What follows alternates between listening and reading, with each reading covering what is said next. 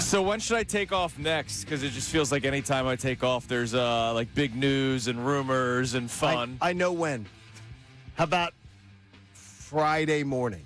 This upcoming Friday? Yeah, could you so take the Flyers, a 3-day weekend? So the Flyers can make some news? Because I have a feeling the Ducks are going to wait this thing out on their thing, which is just one of the great stories we're talking about today. There are so many great stories. I mean, welcome back. It is so great to be back. I was jealous. I mean, I was on vacation when I said I still want to talk to John Kincade.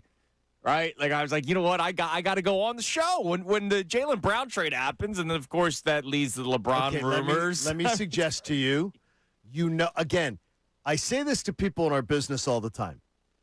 You know the sports calendar. Mm-hmm. So don't take off when you know the sports calendar. Yeah, it's funny you say that because look what I just did right before the show started. There's literally no time to take off anymore. No, there is. Think about sports. January, you have the end of the NFL season, start of the playoffs. You can't take off in January. You're not taking off then. February, you have more playoffs now with everything getting pushed back and the Super Bowl. And if your team wins, you have the whole parade week.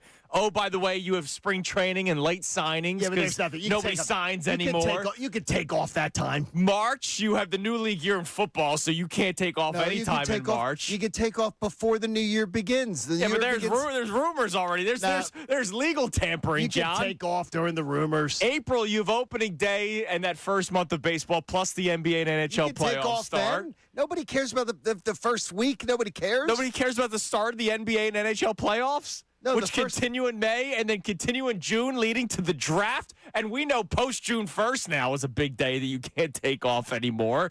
And then, of course, July, you have more playoffs. You have all-star games. You don't have any more playoffs in July. You have NBA and NHL signings. No. August, you have the trade deadline and training camp. There is no time to take off. July 1st is the date. July 1st is the date, and it's been the date for years. I can't take off. Can't do it. That's what happens. That's a rookie mistake on your part. I know people are going to shed tears that there's no time for us to take off. That's a rookie mistake. Doing this great job. But you know what? It was great news because I knew the smile on your face. Oh, my God. And even though I didn't see it, I still saw it on a video. But I mean, I know the smile on your face, and I knew the smile on your face of all the kids here at the radio station. I knew everybody that I was running into all over town. The smile, the feeling was wonderful. Yeah, because you saw a rebirth of excitement for the Philadelphia 76ers. And now you're getting, not that they needed it, the Flyers, because I thought there was a lot of excitement. We talked about the rebirth when they played in the playoffs. Sure. When they hosted a playoff game against the Pittsburgh Penguins. But with the Leo Carlson rumors that are going, well, not rumors. I mean, no, it's not. It's straight up, they're like, yeah, we're going to try to get him, or we're going to make you have to pay him. There's so much going on with the Sixers and Flyers. There's so much going on with the Phillies, who are now just 3 games back of the Atlanta Braves for first place. Then, of course, the Eagles are always excited. So, John, why not have a very easy discussion for the people today? What's the easy discussion? Other than the fact that it's joyous right now. Well, that's so much good news. And I want to gobble that up. What are we most excited about right now? Because right now, every time I think of something, another sort of newsworthy item pops up in my brain, and I start going, well, maybe I'm more excited about that. Well, the most has to be the Sixers, in my opinion.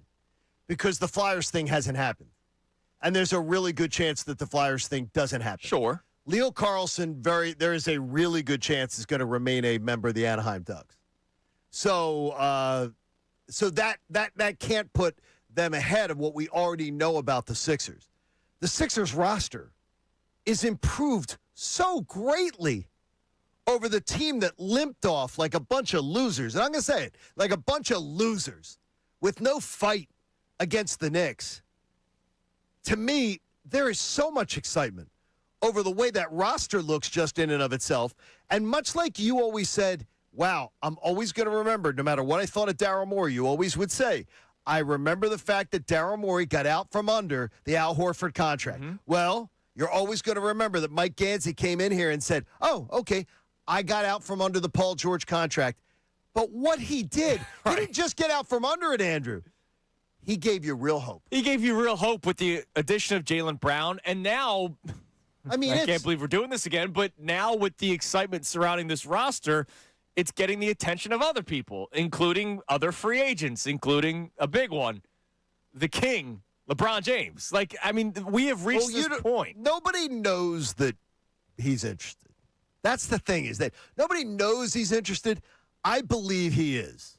I mean, I do too, because Rich Paul just pretty much says it. I believe he's interested. I believe that it's I got to think, though, that this is something that has been arranged for a long time, that he's going to Golden State. But can I dream? Sure. Can I dream? This Sixers team is very, very attractive. Yeah. I just don't think it fits the agenda of LeBron. It fits from a basketball standpoint. If he's still about ball, and if he's still about trying to win one last championship, it makes sense. Yeah, he could do that in his own state, though, and try to do that and live in his own state, where he could just get on his private jet and his family's. He doesn't have to have his family go cross country to see him. So that he and Steph Curry could play 45 games together because one of them's going to be hurt on a given night? Well, he's thinking about somebody being hurt here, too. Because if he wants to win a championship, the big guy being hurt is going to be the difference between they're not winning a championship without him. They're not winning a championship without him. If I have Maxey, Edgecombe, LeBron, and Jaylen Brown, and Joel Embiid misses a few games in the playoffs, I still like my chance. Misses a few games? I don't know. Well, that's what normally happens. Yeah, he normally plays in the playoffs. It's just you know that he's not going to play the entire series. Look, but John, you could win each round in 4 games, and if you win each round in 4 games, that's plenty of rest for Joel Embiid. Embiid playing 4 games in a 4-game series would be amazing. That would be nice. That would be nice too. I can tell you though, but today, no negative thoughts. It's all positive thoughts, because to me, it's just about I see daylight. I see a clearing coming out of the woods. You're lost in the woods for a quarter of a century, and you see daylight. You see a path. You see, like their civilization. Yeah. The 76ers have a path to not only relevancy, but to great relevancy. And it is absolutely amazing to think that this could be happening. Yeah, we have not been able to say in a really long time, John, that we have legitimate excitement for all 4 teams.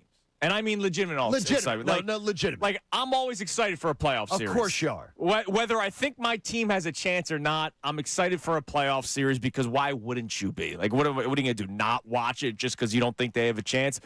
But this is legitimate excitement. This is, all right, the Phillies, let's start there, 3 games back of the Braves for first place. You have 5 All-Stars. You have a team that's playing much better baseball ever since they made the change at manager when they were 9-19, and here they are. Here they are now in the month of July, when people like Eric Kratz wrote them off months ago, and you're like, whoa, don't do that, because this is a playoff team. This is a team that has World Series expectations. By the way, we only went through one source while you were out last week. Only went through one pathway.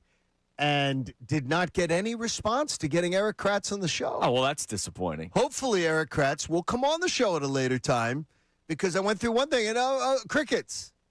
Because Eric Kratz was very Billy Big Balls about the division race being over. Yeah, come on, man. When you have a bad take, you have to stand up and take it. Yeah, it's all good. Everyone, because I love his by the way, I love his podcast. It's great. So I mean, that entire network's awesome. Foul territory. I mean, I think it's great stuff. So I would hope that maybe it's just we'll get a response. Yeah, you would think so. Because I would think so. And then, Sixers and Flyers, we're excited about what the Sixers have already done, what the Flyers did to try to make the Ducks sweat a little bit.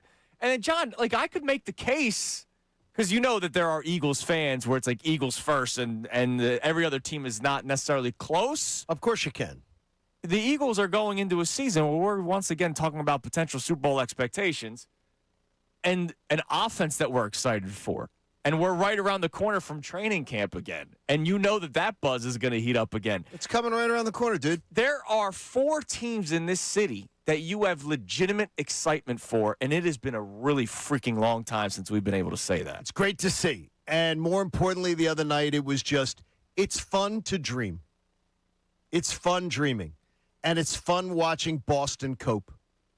I got to tell you, there's part of it is that. I'm sure. It's fun watching Boston try to cope, and now going to try to tell you that Jaylen Brown sucks. By the way, the same team that you knocked out of the playoffs in a 7-game series where you come back down 3-1. They're going to try to tell you now, as Boston media is going to try to tell you, he's not as good as you think he is. Oh, yeah, the analytics, man. And we have analytics to show it.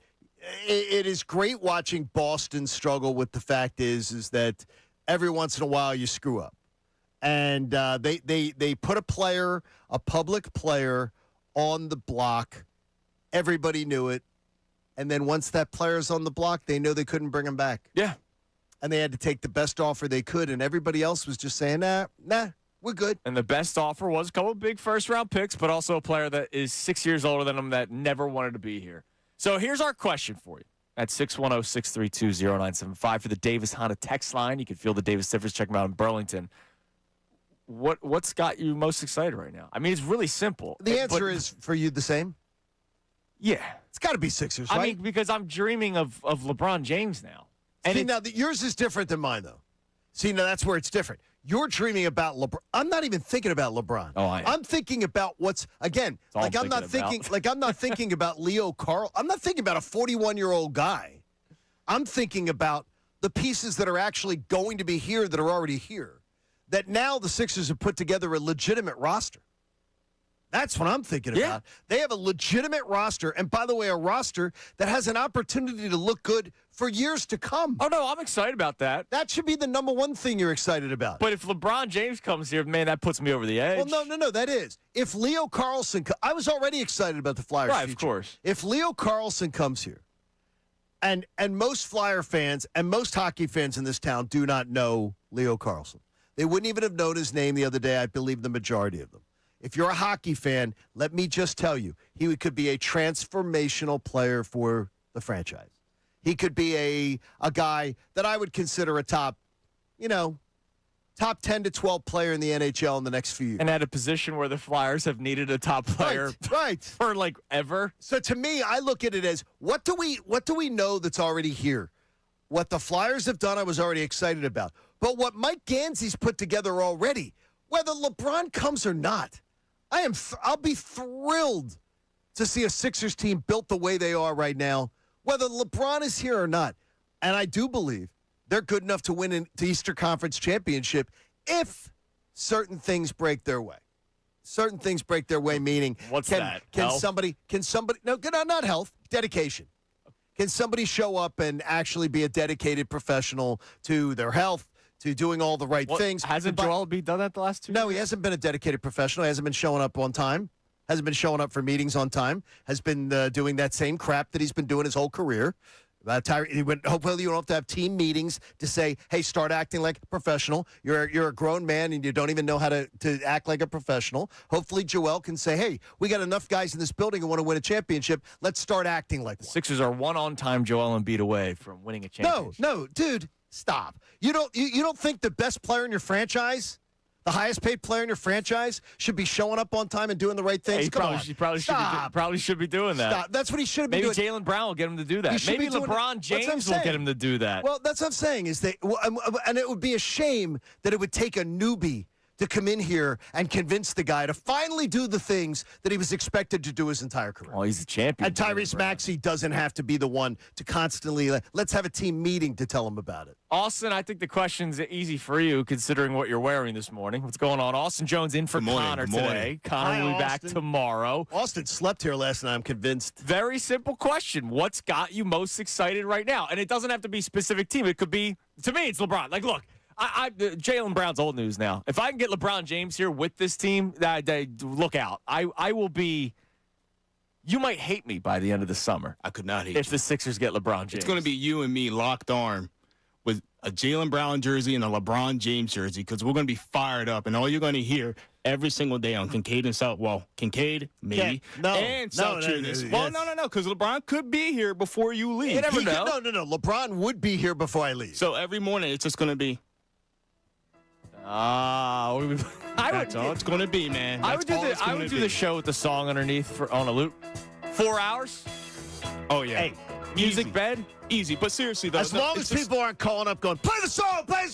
A question mark in Salciunas, maybe that would work. It could. But I like the song underneath. I could do that. I absolutely could do that. If LeBron James signs here, there's there's a one day you're allowed to do the play the song. Oh, jeez. All 4 hours. If LeBron James signs with the Sixers, it's an automatic one Just day. play the song underneath it all day long so we don't have to hear people do it. That'd be great. I would be fine with that. Play it underneath all day long. I'm fine with Even that. during the commercials. Yeah, the advertisers might be fine with it, too. I think they might. I can tell you the joy that already Mike Gansey and his moves have brought to this town.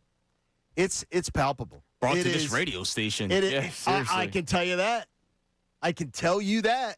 You can feel it. You can feel the energy. By the way, Phil's, they hit a bit of a lull, I guess, with the Pirates and the Royals. They won a couple big games. It's amazing, right? That Monday night, they lose 11-7. They come back 8-0. Everybody's saying the same thing going into that Wednesday game against Wheeler and Skeens. I mean, what were you thinking going into that game? Bet the under. Yeah, 1-0. Bet the under. 2-1. Bet the over in strikeouts. Andrew, I was there. Oh, He was there because that's when the news broke and out. it didn't live up to the hype. No, and then I was too distracted by Jaylen Brown. You didn't even care about the game. No. He was so distracted, and I don't blame him. I mean, that was a seminal moment. Like, it was, I remember once having to go at WIP down the dial. I was going to hear Reggie White speak at Veterans Stadium. They were like, Reggie White's going to preach at Veterans Stadium at this, like, religious rally. And they were like, could you go get audio of it? Sure. Because there wasn't going to be, it's not like today where you could go to the internet and get audio of it. So I agree to go. And I'm like, sure, I'll go. And I get to be there, and he got the word that Jerome Brown died. Oh, jeez. Like an hour beforehand. And he had to come out at Veterans Stadium and tell everybody that Jerome Brown died. I'll never forget being like, I can't believe I'm going down to this, like it seemed like it was a religious rally for like 60-some thousand people in the vet. And Reggie White's going to speak, and I'm like, okay, this would be sort of cool to hear it. But it was hot. It was summertime. And then the news of Jerome Brown's death breaks, and he has to tell the crowd. It was one of those moments, Mike, I can still feel it today, what that felt like. The other day, walking into that building, you're never going to forget what it felt like. You're going to see Wheeler Skeens, and you got the word of Jaylen Brown coming here. If Jaylen Brown lives up to 75% of what everybody's expecting, oh my God, this town, you're always going to remember that, Austin. You're always going to remember where you were, what happened, and that's a special thing. It is a special time to be a Philadelphia sports fan and a Sixers fan right now. Yeah. There's so much tangible. And Danny Briere may have given us the move that by this Friday, we're toasting him. Well, and look, you said a couple times you still think the Ducks pay him, and if they do, or they probably should. The dude's a stud. But this also tells you that the Flyers believe that they're closer. They believe that they're closer than maybe what they were saying to us just, about a month ago? Well, they believe that this is a move that they can make that gets them. Look, the Flyers, and I'm gonna say this, and it's gonna bother people, but they're not winning. If they get Leo Carlson, they're not winning the Stanley Cup next year. Right. They're not. The Sixers get LeBron James added to what they've already gotten. We're talking title town. Sixers could have a parade next year. The Flyers will not be. The Flyers are just too young.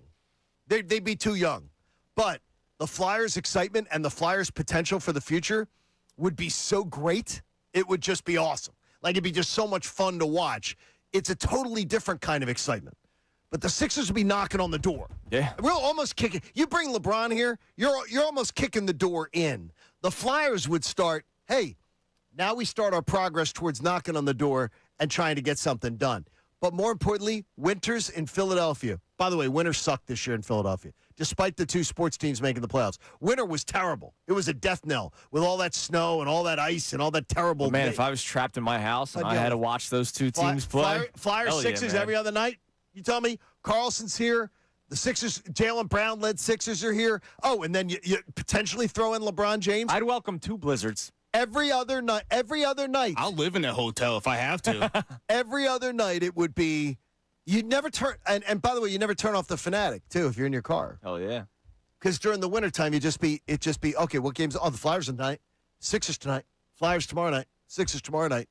It's a beautiful thing. And for question mark and Salciunas, it will be a tremendous thing. So what are you most excited about right now? You can give us the team, and you can give us the specific reason why it's that team. The Eagles, it's funny. They're like the furthest on the back burner now. I'm excited about I already told you, I think the Eagles are Final Four, so it's going to be great with the Eagles. Dude, I was driving in, and I heard the ESPN programming doing the whole 66 days till kickoff, and I'm like, dude, We're only 66 days away. Like, I'm fired up about football, and that's the least of the four right now. You know what's great, though, is we haven't talked out all the offseason storylines because all these other teams have given us something to talk about. Too. We also had A.J. Brown to talk about for like 3 months. Yeah, thanks, A.J. 610-632-0975. We got the better in the swap of the Browns. Yes, that's true. Yeah, we did. We can say something for the first time in a long time. Real excitement for all four teams. Rank it. What's number one? Why? You tell us. 610-632-0975. As John said earlier, this is a day of celebration. This is a day of nothing but positivity. Just have a damn party.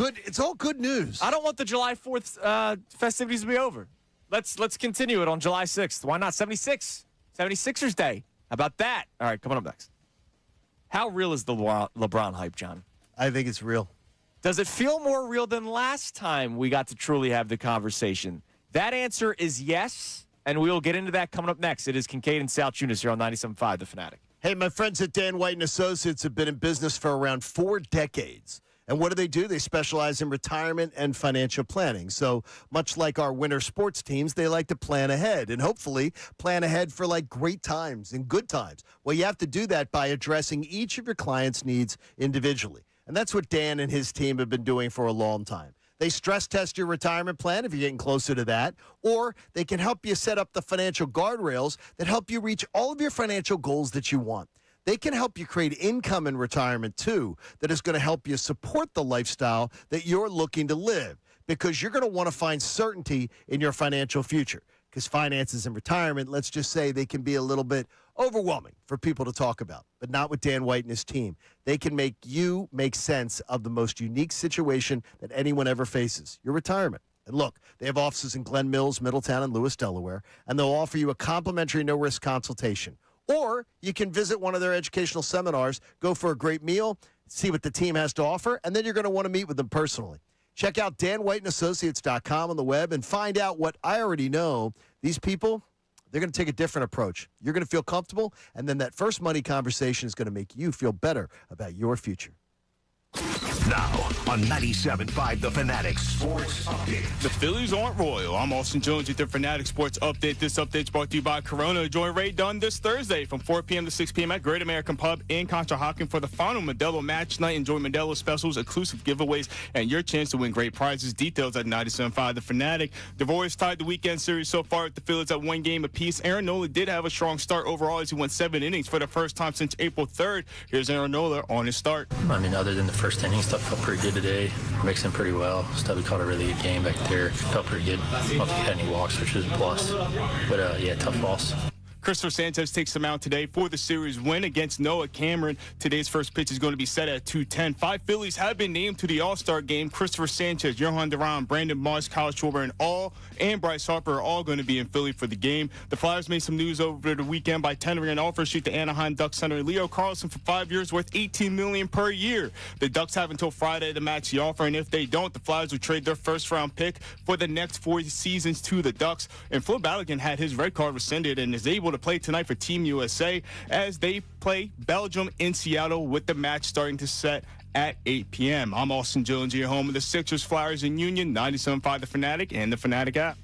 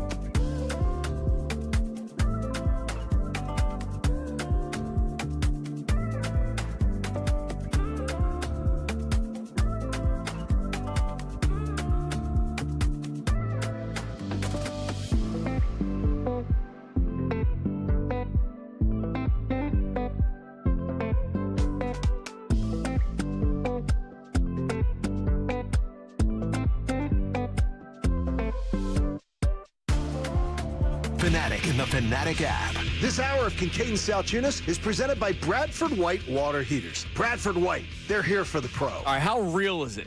The chances that the Sixers get LeBron James. Kincade Salciunas here on 97.5 The Fanatic. Johnny, July 1st, 2018. I told you guys about it last week when I zoomed in. That was weird, by the way. It's not used to zooming into a show. That was new. It's a different thing. I do a lot of those Zoom hits with shows, and it feels weird. So I just try to look at it as I'm just on a microphone. Yep, that's pretty much what I did. That's what you just do. July 1st, 2018. I was on the air here at 97.5 The Fanatic, and it was the day that LeBron James signed with the Lakers when he left Cleveland the second time and goes to L.A. And there was talk about whether or not he would sign with the Sixers because Ben Simmons was here, and this was when Ben Simmons cared about the sport of basketball. Correct. Joel Embiid, yeah, sure, you dealt with the injuries, but this wasn't the every year storyline just yet. We hadn't reached that point of Embiid injury fatigue. The Sixers were on the rise. And in 2018, if LeBron James truly cared about winning, it made sense that he could have come here to the Philadelphia 76ers. But, John, when he signed with L.A., we found out the story that he didn't even meet with the Sixers brass. He never did. Remember, it was Rich Paul basically took a courtesy sit-down interview with members of the Sixers organization. And it was late. Yeah. It was late in the process. It was more of we're just going to go through the motions because I think LeBron knows exactly what LeBron wants to do way in advance of when LeBron does it. Sure. And look. And you brought up the Warriors thing. I think that's the case here again. But then things have changed. Things can change. No, but things have changed. The Sixers story got totally. There's no way LeBron James could have seen this coming. No. But I believe Steve Kerr coming back and talking to some people over the weekend. I believe Steve Kerr coming back was part of it. I think that it was like, hey, they knew LeBron. LeBron knew the writing was on the wall. He knew he was not going back to the Lakers. People are acting like he found out last week. That is not the case. But LeBron James doesn't owe the Warriors anything. He doesn't owe them anything. And he could do whatever the hell he wants. He could also say to them, this is an unforeseen circumstance. Right. That I never saw this coming. And I think the Warriors would understand it because there's a lot of people there's a lot of people in the NBA that didn't foresee this coming with the Sixers acquiring Jaylen Brown that trade. I don't think they'd understand it. So I don't think they'd be too understanding of it. So Rich Paul, this is odd. Before we play it, weird that an agent goes on a show and basically straight up talks about this is what he does. I know, but isn't it weird? I don't want to do the back in your day thing, but would this ever happen? No. Back in your day where an agent, forget Rich Paul, and I know the bigness of Rich Paul at this point, but forget Rich Paul. An agent goes on a podcast and basically breaks down all the teams that his client could sign with. And it's not just about money. It's not like, well, that team has the most money to offer us. That's why we're going to go there. No, he's talking basketball. Because remember that, and I'll say this in the kindest way possible, his client, an agent works at the behest of the client. So he does whatever the client wants him to do. This is exactly what LeBron James wants him to do. Drum up interest, put LeBron James on the front page, make LeBron James the story. Well, that's what's going on. He's giving us a story. And that's absolutely that. And we all want as a content whore, I appreciate it. And we all want it to happen. It's about damn time. We all want this story to happen. This would be a great thing to happen. So Rich Paul, obviously, Clutch Sports, LeBron's agent, LeBron's old buddy. He goes on a show with Max Kellerman, and they start breaking down all the teams that have expressed interest for LeBron and where clearly LeBron has interest in return. And here he is talking about what the Sixers have to offer. Philadelphia, everything changed. Do they have his attention as Windhorst is reporting? How could you not have the attention when you have Maxey, Edgecombe, Brown, and Embiid? They're missing. All they really need here is a power forward who can think the game and shoot. That's why he's in the middle. But think about it. So what is it? He loves Maxey. So we don't even have to talk about that. I think he helps VJ understand really how to play the game. VJ's a baby and he's already super good. Talented, plays both ends of the floor, plays hard every night. The benefit that he gets, it would be ridiculous. Obviously, Jaylen Brown, right? Let me give you an X factor about the Sixers, though. We forgot about something. Jameer Nelson is a part of the front office, ex-player. Mike Gansey, Mike Gansey's an Ohio guy. Played against us in high school. There's a picture floating around that Mike Gansey's brother put out of Mike Gansey and LeBron that were a part of the high school Ohio All-Americans for the season. Does LeBron remember guys like Gansey? Absolutely. Like, I don't just mean run into the No. in other words, continuously the whole time. Absolutely. Right. Let me tell you, he remembers every. No, I'm not saying. Of course, he knows who he is now. I'm saying, but in other words, it was never like, oh yeah, you were the guy from who I used to play. He's just known him the whole time. No, he knows Tony Stockman, Andrew Lavender, Mike Gansey, Mike Woods. He knows everybody. Did you hear him? Did you hear him though? He played against us in high school. Played against us in high school.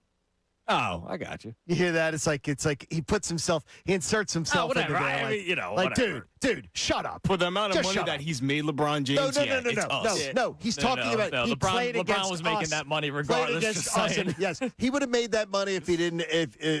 Believe me. No, but again, played going against going us back in to high what school, we were yeah. talking about, like the last time in 2018, it made sense basketball-wise, but it never was really real. This seems real. I mean, the fact that Rich Paul is straight up saying, how can he not be Well, in this terms is of much having more attention? desirable than Oh, it absolutely is. I mean, that last time it was, hey, LeBron, you can really help these guys take their game to the next level. Whereas, let's face it, at the time LeBron was still chasing after the rings. He gets Anthony Davis. That wasn't take my game to the next level. That was, we're going to win a championship, and they did. This would be, hey, LeBron James is the missing piece. And it's not LeBron James prime 27-year-old is the missing piece. He'd be the missing piece for any team. This is, hey, LeBron, we need a power forward. There is a very specific need that this team has, and you are that guy. We will do whatever it takes for you to be. You want Bronny here? Sure. Let's make it happen. He can help sell. He can sell the ice cream. Don't say that. Up and down the stands too. Whatever. I would take Bronny James in a second to get LeBron here. LeBron played. Why wouldn't you? Still need another guard. No, they need a guard that can play in the NBA, not Bronny James. Yeah, Look, they got Simons. Look, Bron already did the dirty deal on the Lakers last week to get Bronny his contract. Yeah. He waited until Bronny's deal was guaranteed. Sign and trade max and then contract. then he told him, yeah, let's get rid of it. Let's not worry about bringing Bronny here. My gosh. Bottom line is, it feels. Unless he wants to go to Malvern. It is much more real this time than it was in Well, it's more 2018. desirable. Now, it's Much crazy. more It's desirable. also 8 years later, and he's still playing basketball. It's unbelievable. I mean, the fact that he's still playing, and at the high level that he's playing, it's amazing. But Jonas, you got a kid now, man. Yes. I mean, you think do about have it. a You kid think now. about all that's changed. It's absolutely amazing, and you're still having that conversation about this guy. And this would be a short-term chance to have an opportunity to really write an amazing chapter. Yeah, and a short term where the guy is still good. It's not the short term Good is not the word. He's he's very an all-star. Yeah, I he's mean, he very could good. still be an all-star. He's still It's very amazing. good. And I honestly believe he wouldn't get, I don't think the wear on the tire over the regular season would have to be that bad on LeBron. No, because With he could this take roster. nights off. It goes back. No, don't talk about nights off. Oh, crap. he's going to. I mean, but let's do you not think talk LeBron about James, that. all of a sudden No, he's I going to come to understand. Philadelphia and change the way he No, I understand, but I'm plays? LeBron is allowed to not to play back-to-backs. Yeah, he'll take off. But the beauty is Jaylen Brown allows you to do that. And we talked about it last week when I called into you guys.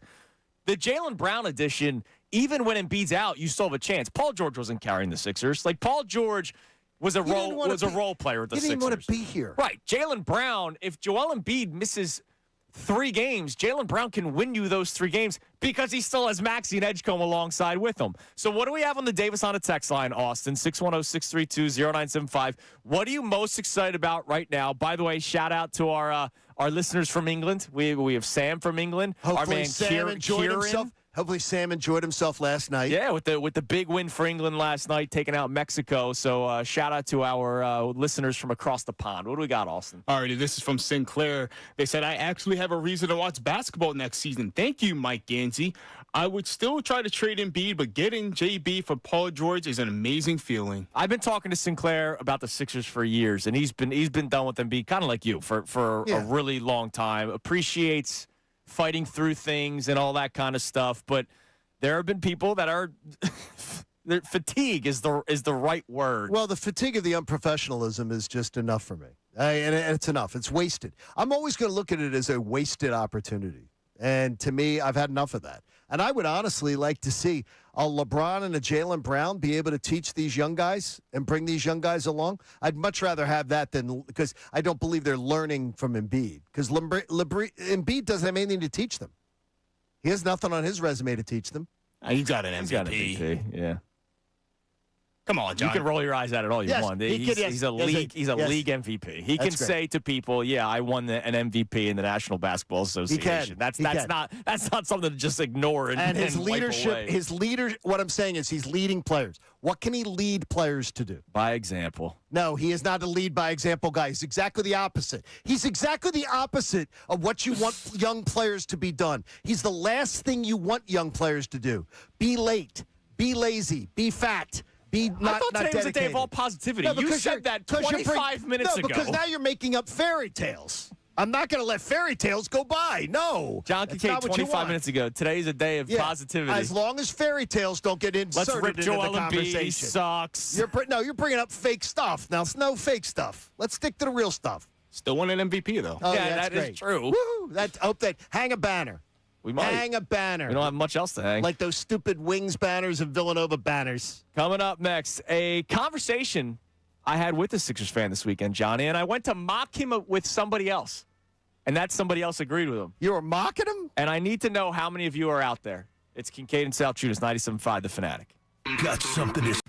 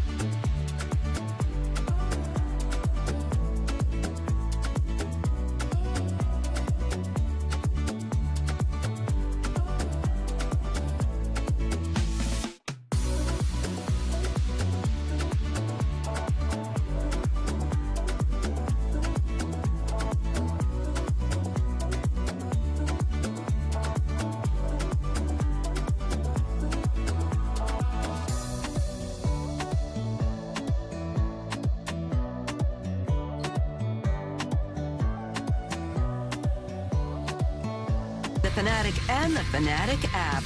It is 6:46 here on Kincade Salciunas 97.5 The Fanatic. We'll get back to the text line here in a moment, but we got to check the poll today. Poll of the day brought to us by Dr. Avedon Appel and the team at Iron Mountain Men's Health. Poll strong for 4 hours. Was it strong all week last week, Johnny? It was very, very strong. You were taking your medication? Got a little limp in middays, but it pulled right back up in the afternoons. Well, because Dr. Avedon Appel helps our friends at Unfiltered as well. That's what I think. Say, there you go. All right, Austin Jones in for Connor today. Connor will be back tomorrow, just taking an extra day off around the July 4th holiday. I hope everybody had a great July 4th. Happy 250th birthday, USA. America. What do we got? Alrighty, so here we go, gentlemen. Is your 76ers excitement more about the moves they've already done or the potential of landing LeBron James? At 71% right now is the completed moves, and at 29% is LeBron James. Yeah, as it should be. Good. That's it. I'm glad to hear that. As it should be. Because right now, I'm greedy. Right now, it's the happiness of what they've already accomplished. I mean, right now you have LeBron or no LeBron. The Sixers have a shot. Correct. Sixers have a shot to go to the NBA Finals. And you have not been able to say that legitimately since 2021. And this is pretty incredible. And with Jaylen Brown, you have a shot at landing LeBron James, because without Jaylen Brown, you didn't have a shot at that either. No, and I'm a greedy son of a bitch. Like, I wouldn't lie to you. I want LeBron. I want the king, the guy that we've been talking about for years, and it's always made sense for years, could actually happen. We'll find out. We'll see, I don't believe I believe that the whole Golden State thing has been prearranged. I also can't help but think, does he do the Cleveland thing one more time before he retires? Oh, he's been in Ohio. I know. all summer. But does he match, if the news breaks? But he does that. But do you want to play with James Harden? Honestly, I'm just saying this out loud. I don't think he want to play with James Harden? But he could do the double dip of signing with Cleveland and this is my last year. And if he does that, then he gets to do the goodbye tour with the Cleveland Cavaliers. I don't think he respects Harden. Nope. I don't think a guy like LeBron James respects a guy like Harden. But you know who he respects? Fellow gold medalist Joel Embiid. I don't believe he respects a guy who takes all that DJ Edgecombe with that kind of dedication. Jaylen Brown. He respects Mike Gansey. I believe he respects yes, he that. Does. He respects gold medalists and fellow Clevelandites. Mm-hmm. I appreciate that, LeBron. All right, so I do want to know. I had an interesting conversation this weekend on the Jersey Shore, Johnny, when all this stuff was going down with Jaylen Brown and then LeBron. I got you don't really want LeBron, do you? And I was like, wait, what? What do you mean? What do you mean? And it was the whole, there's only one basketball. And I do believe that this person has not really watched LeBron the last 5 years, because LeBron James has developed into more of a facilitator at this stage of his career. But there's the everything that comes with LeBron James, because it's bigger than just basketball when it comes to LeBron James. Yes, I want LeBron James. So I made fun of this gentleman with somebody else later that day on the beach. And that person was like, no, I actually agree with him. I need to know, did I just run into two people? It's crazy that at this same beach, two people had the same thought, or are there actually anti-LeBron people? Okay, there can be, well, first off, you can dislike some of the LeBron circus that surrounds him. Absolutely, you can. But if you do not want LeBron James's talent on the Sixers, you haven't been watching. That's what I believe. I think that is I don't even think that's a discussion point. You haven't been watching, because he is absolutely incredible. Yeah, he's still incredible. And more importantly to me is that I can separate the two. I have tons of respect for the fact that LeBron James was one of the most famous people in this country at 16. Yeah. And has handled himself absolutely, absolutely strong. He's had bumps in the road, but minor little bumps in the road. And more importantly, just like little PR stuff that's little. He's been great. And he's been an admirable figure. To me, if you don't want LeBron here, I think you haven't been watching basketball. Yeah, well, because he's a perfect fit for what the Sixers already have put together. Yeah, he's perfect for any team, but for specifically what the Sixers have, the Sixers are not a LeBron James prime away, a LeBron James type of player, the guy that could play the 4 spot, that could do a little bit of everything. And oh, by the way, Tyrese Maxey, I will still say, is not a point guard. Like LeBron James, He is not a point guard. LeBron James can run point as a power forward. He could be that point four. Tyrese Maxey's best shooting years have been when he's been off the ball. Jaylen Brown can do stuff with the ball in his hands. He can hit a spot-up shot as well. I mean, there's so much that LeBron James brings to this team that then allows everybody else to get better. Bottom line is, they're going to your point, they're going to be good regardless. And I get if that's a take that you say, like, hey, I'd rather have more depth on the bench than paying LeBron James. Sure, like, if you want to talk ball, but the two people that I spoke to on the Jersey Shore is more so I don't want everything else that comes with LeBron James. What is Hell, that? I'm taking everything else. Okay, can I hear what? Again? I'd have to hear what the everything else is. The circus, the time off, time off in March, because that he has the hamstring or something always pops up in March. If this team is where I think they will be, and he gives you what he gives you, I'll take whatever that little load management thing they do in March. I will take it for what he gives you to get you to March set up. Anyone complain when they did that with Zach Wheeler back-to-back years, the Phillies? Like I honestly, worked out for him. I'm gonna tell you, I have no problem with it at all. More importantly, he's the perfect fit, and no one can argue. I don't think anybody can argue that he's a perfect fit for what they need. So this is a safe space for those of you who don't want LeBron. And what's the circus? LeBron James is not a bad teammate. No. A LeBron circus James is John Morant. Yes. You know what I mean? Like, that's a circus. LeBron James is not a bad teammate. LeBron James is not a guy that you have to worry about, man, there's going to be negative press on the franchise because of him. That's not the case. I mean, I don't even get it. But I don't get it. I want to know if there's more than two people. Right, because it could have just been a weird day where I ran into two people that had a similar take, and it was just a weird time. Maybe it was the summer heat that got to people. I don't know. I know people who don't like the ring chasing mentality. I do if it likes it here. Yeah, that's what I'm saying. If it means we're chasing a ring. That's what I say. What if we've been chasing for a decade now? I said, if you enjoyed the last quarter century. I haven't. I mean, seriously. I've had my moments where I've been happy. Well, I'm glad. But not winning a championship is not necessarily enjoyable. I'm glad you have, because I'll tell you, the last quarter century has sucked, I think. You've had moments where you've been happy. With a big suck. It sucked. The series against Boston a couple months ago. Oh, it was great. That was it was a great time to see them win those games. Yeah, so there's been moments, but no, ultimately they've fallen short of what this entire process was supposed to be about. What do we got on the text line, Austin? All right, this is our guy, Karate Mark, checking in. He said, LeBron stamps GOAT status, bringing a championship to Philly, fourth team, raising Sixers from current dead and getting out of the 20-year purgatory. It would seem very LeBron to take credit for that, and I'm for it. Yes. LeBron can take all the credit. Not Mike Dancy, not Jaylen Brown. Here you go, LeBron. Take the credit if it means you coming here and winning. The funny thing is I don't think he would take the credit for it. I don't care who gets credit. The thing is, though, I don't believe that LeBron's the guy to look. I guess I just don't see LeBron James that way. I see that the media is more the type that would be the people that would put it all on. Look what LeBron did. And maybe some of those media members talk to LeBron James. I mean, it's like, I don't think that it would be LeBron that would be doing it. And I don't give a flip. And another thing is, I don't give a damn. Nope, bring him home, man. People are complaining about how he'll on-take the course of the regular season. But again, you must be forgetting that LeBron James in the playoffs is a whole different beast than he is during the course of the regular season. So when he's getting almost a triple-double against whomever, the New York Knicks, Toronto Raptors, and old Kawhi, we're going to be sitting there happy as hell because LeBron came to Philly. You think the Sixers limp off the court like they did this year against the Knicks? No. Like a bunch of wussy boys? Absolutely. Come on. No. Come on. Get after it. Coming up next. Get after it. We'll get back to our main topic this morning. Simple one. What are you most excited about right now in Philadelphia sports? You can text in. Davis on the text line, 610-632-0975. Could just be reports.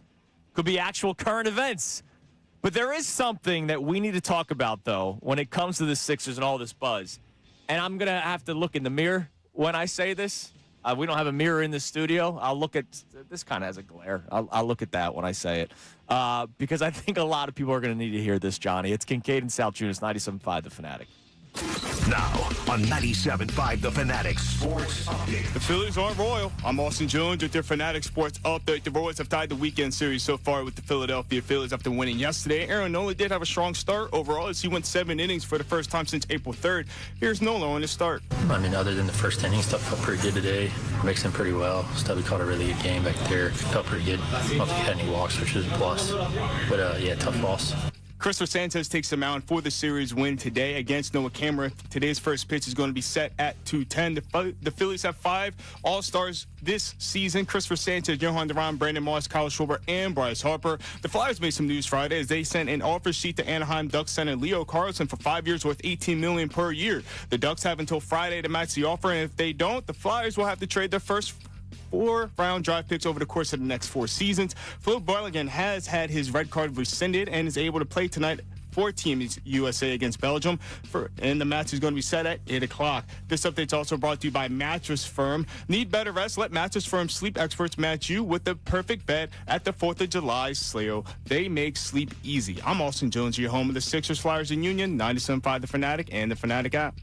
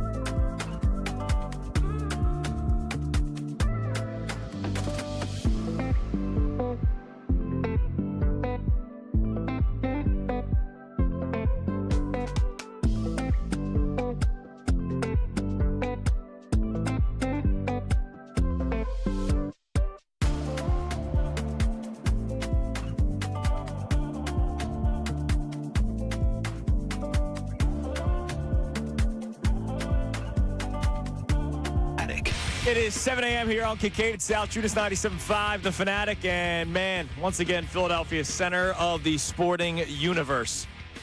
Phils, 3 games back of the Braves. That's pretty good, right? Eagles training camp right around the corner with a new offensive coordinator where you actually, have some excitement for, not the guy that took over last year. And then, of course, the 2 teams that are not even close to starting their seasons, but they are all over the place in terms of news. The Sixers with the big trade of Jaylen Brown that has left NBA people speechless still to this point. And, of course, the Flyers putting in the bid for Leo Carlson, the offer sheet, $90 million. Well, and how many draft picks? 4 first-round draft picks? He had 4, 2 reports. One that he had 3 offer sheets, one that he had 4 put in front of him. And he signed the Flyers one. Yeah. We don't know the terms of the other offer sheets. So the Flyers could have given him the most money. Sure. The Flyers may have been the team he most wanted to go to. Nobody knows the details of the other offer sheets that were put in front of him that he didn't sign. He took the Flyers one. People always assume it's the most money. You don't know that. Right. It could have been a Canadian team, and he says, I don't want to give 54% of the money that I'm offered in taxes. Sure could be, yeah. There could be a lot of reasons. I don't want to live in that city. I don't want to do it. I don't like their roster. But whatever it is, you got a chance to get Leo Carlsson here, which would be awesome. So our question for you today is just what you're most excited about at this point, because there's so much for it. 610-632-0975. Feel free to chime in on the Davis Honda text line. But, again, a move like this for the Flyers, it works in two reasons. One, as you said, look, even if they do acquire Carlson, like they're not winning the Stanley Cup next year. But if you acquire him, you're going to be better. You're going to be even more excited with the upcoming season for the Flyers. And because of his age, he goes alongside still with the rebuild moving forward. The Flyers are showing you that they think they're getting closer. And this is such an exciting time to continue to start buying in with your fandom for the Flyers. You have the time in your life. I know we don't have much time, but we all have time in our lives to watch games every single night because we freaking talk about them every single night. To add the Flyers to that repertoire, this is what we've been asking for. Like, we've been asking for nightly viewership for each team or weekly when it comes to the Eagles every single season. We've not been able to do this for a long time, man. I think it's just such an amazing the opportunity for Sixers fans right now just got to feel so great. Flyers fans got to feel so the opportunity is there for them to be great. It's a great time. And it seems like this all turned on a dime. Oh yeah. Like this has all July 1st. Really, like it's just turned around really fast. We turned really the calendar to July, and all of a sudden it was like, oh yeah, no, we want to be a part of the mix here. What a really, really exciting thing this is. So, I'm speaking for myself, but I do think I'm probably going to speak for a lot of people, Austin, including you, because the poll of the day today brought to us by Dr. Avedon Appel and the team at Iron Mountain Men's Health. It's whether or not you're more excited about the completed moves or the idea that they could get LeBron James. If they don't get LeBron James, don't let that kill your excitement. No, it won't kill my excitement. I'll be a little sad, but not like, oh man, this is terrible. They couldn't get LeBron James. So you're gonna be sad? Yes, a little bit. Sad, yeah. I think sad's a fair Whenever your reaction. team is like rumored to be interested in a high free agent, whomever it may be, whatever sport it is, and you don't get, quote, but the big fish. But after all they've done, you're still going to be sad? I'm going to be greedy like Andrew said. Yeah. I want more. Yeah. This team hasn't done anything, I'm going to say my lifetime. Okay. I'm 29. Like, I can't remember the Sixers going to the finals. I was a young bull. So the fact that 20-something years later, I'm here with an opportunity to see this team not only get to a place I haven't never seen them get to, but also get one of the greatest players in basketball history. Yeah, part of me is going to be defeated. Okay, I'm bothered. I'm bothered by that mentality. That doesn't mean he's not going to be excited. But the thing is, though, it's leading with it. But in your mind, it's leading with I can still be really disappointed about all the great but things I can also be even right more happy than with all the great things that have already happened. Like, I think both can be true. You can be more excited after, because I'm excited. This Sixers team right now, we all agree, we're very excited about the current roster of the Philadelphia 76ers. I can be more excited, though. I've not reached the ceiling. Period. Yeah, and I can also be upset. This period. No, you can't be upset with the Sixers offseason. No, not with the Sixers. With the idea of not getting LeBron James, I'd be bummed out. Yeah. There's nothing about this Sixers offseason that should upset either one of you.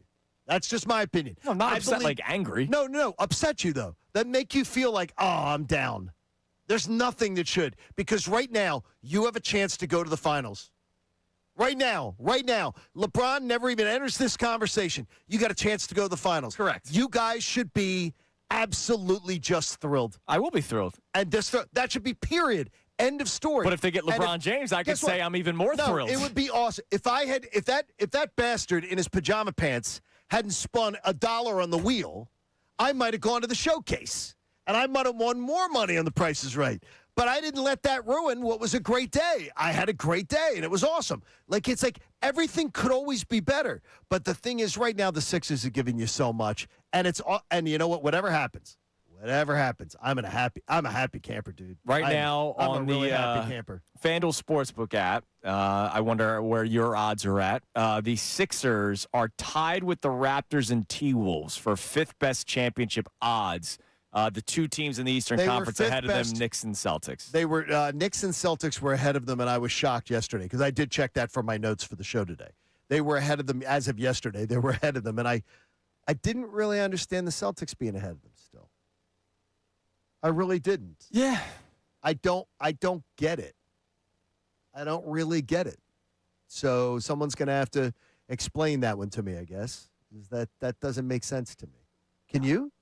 No, because I don't know how good Jason Tatum's health is. I mean, you saw. I'm sure a full off season will benefit him, but you saw he couldn't play Game 7.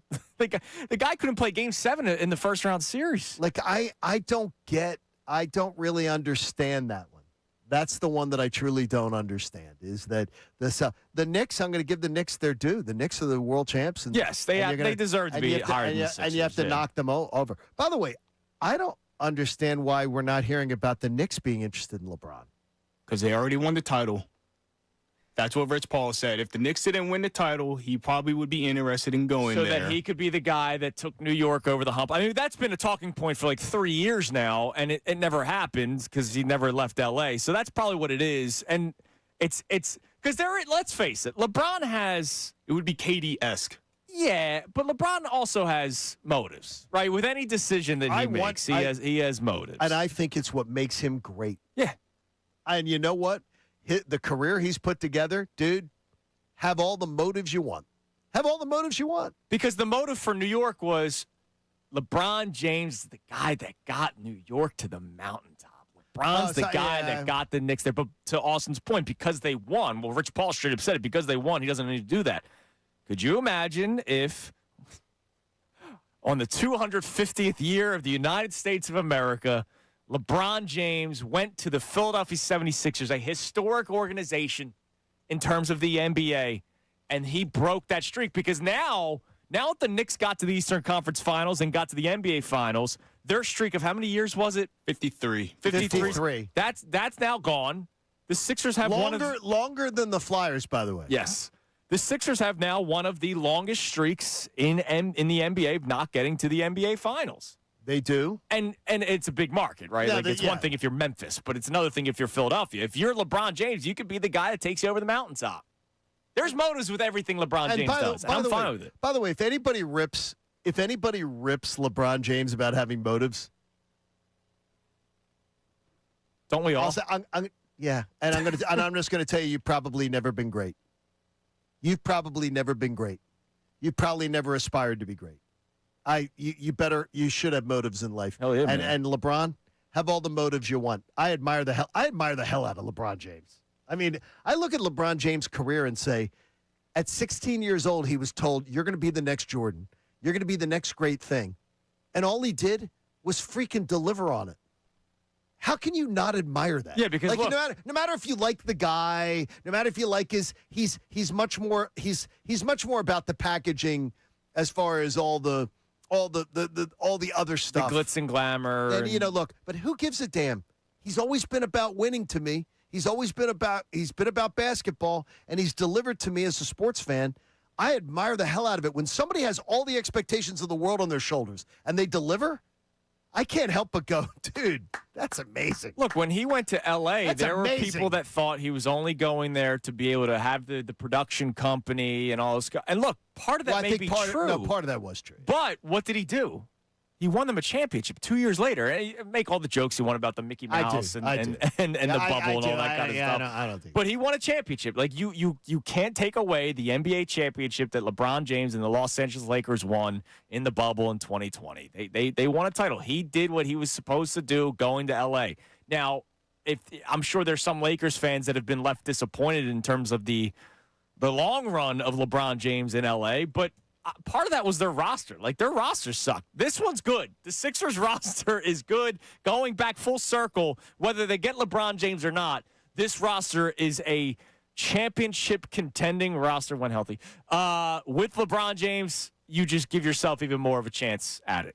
And to me, that's why I'm so excited just for the idea of it, even more so excited than the fact that they've already accomplished some of the things that they've accomplished. I know I'm greedy. No, you're being greedy. But as long as it's like, look, Greed is good. it's end of. It is Gordon Gekko. It is the put a stamp on it as right now. It is awesome. Yes. It's done. Right now, it's awesome. But it could be even more awesome. It could be, but right now it's awesome. And I'm not going to be disappointed or let down if LeBron doesn't come. I'm already saying I feel so excited. You won't have a damn. No. If it happens, I will be more elated. I think the Sixers are in great shape, and I love it. If it comes out that he signs with the Warriors. He's going to Golden State if he's going anywhere. He's going to Golden State if he's. I believe he's not coming here. He's going to Golden State, and I think that it's already been. But I think it's already been prearranged. I think that Steve Kerr was supposed to be retiring, and Steve Kerr shocked everybody that he came back. I think even that they were shocked in the media in San Francisco that he came back. To me, that tells me that he came back because he knew. Yeah, well, they don't have Jaylen Brown. All right, what do we have on the Davis Honda text line? You can feel the Davis difference. Check them out in Burlington. What is it in Philadelphia sports right now that you're most excited about? This doesn't just have to be a Sixers-Flyers thing. I mean, I'm sure there are people that are excited about the Phillies who have 5 All-Stars and are 3 games back of the Atlanta Braves for first place in the division.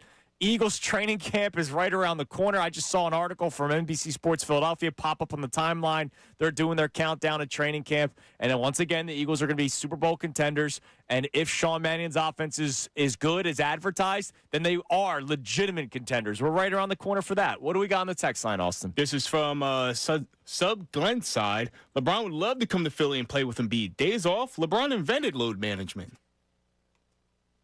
Now, they would have to come up with a major plan on who gets what days. I hope that they're kidding about that because LeBron did not invent load management. You point out the San Antonio Spurs. The San Antonio Spurs were the ones who created load management. More importantly, LeBron James is a guy who is I mean, the last thing I'm worried about is LeBron James like being a guy, I'm taking off. He's just not going to play in Memphis. He's just I don't blame him. You've been to Memphis? I've spent a lot of time in Memphis. No. Let's just say. I've been to Nashville where you said they should move. Nashville's great. Oh, no, Nashville's great. You can walk the streets in Nashville. Let's see. LeBron James, by the way, we're talking about load management here. All right. And I love JoJo. You know that. So yeah, you do. I feel like I can point this out.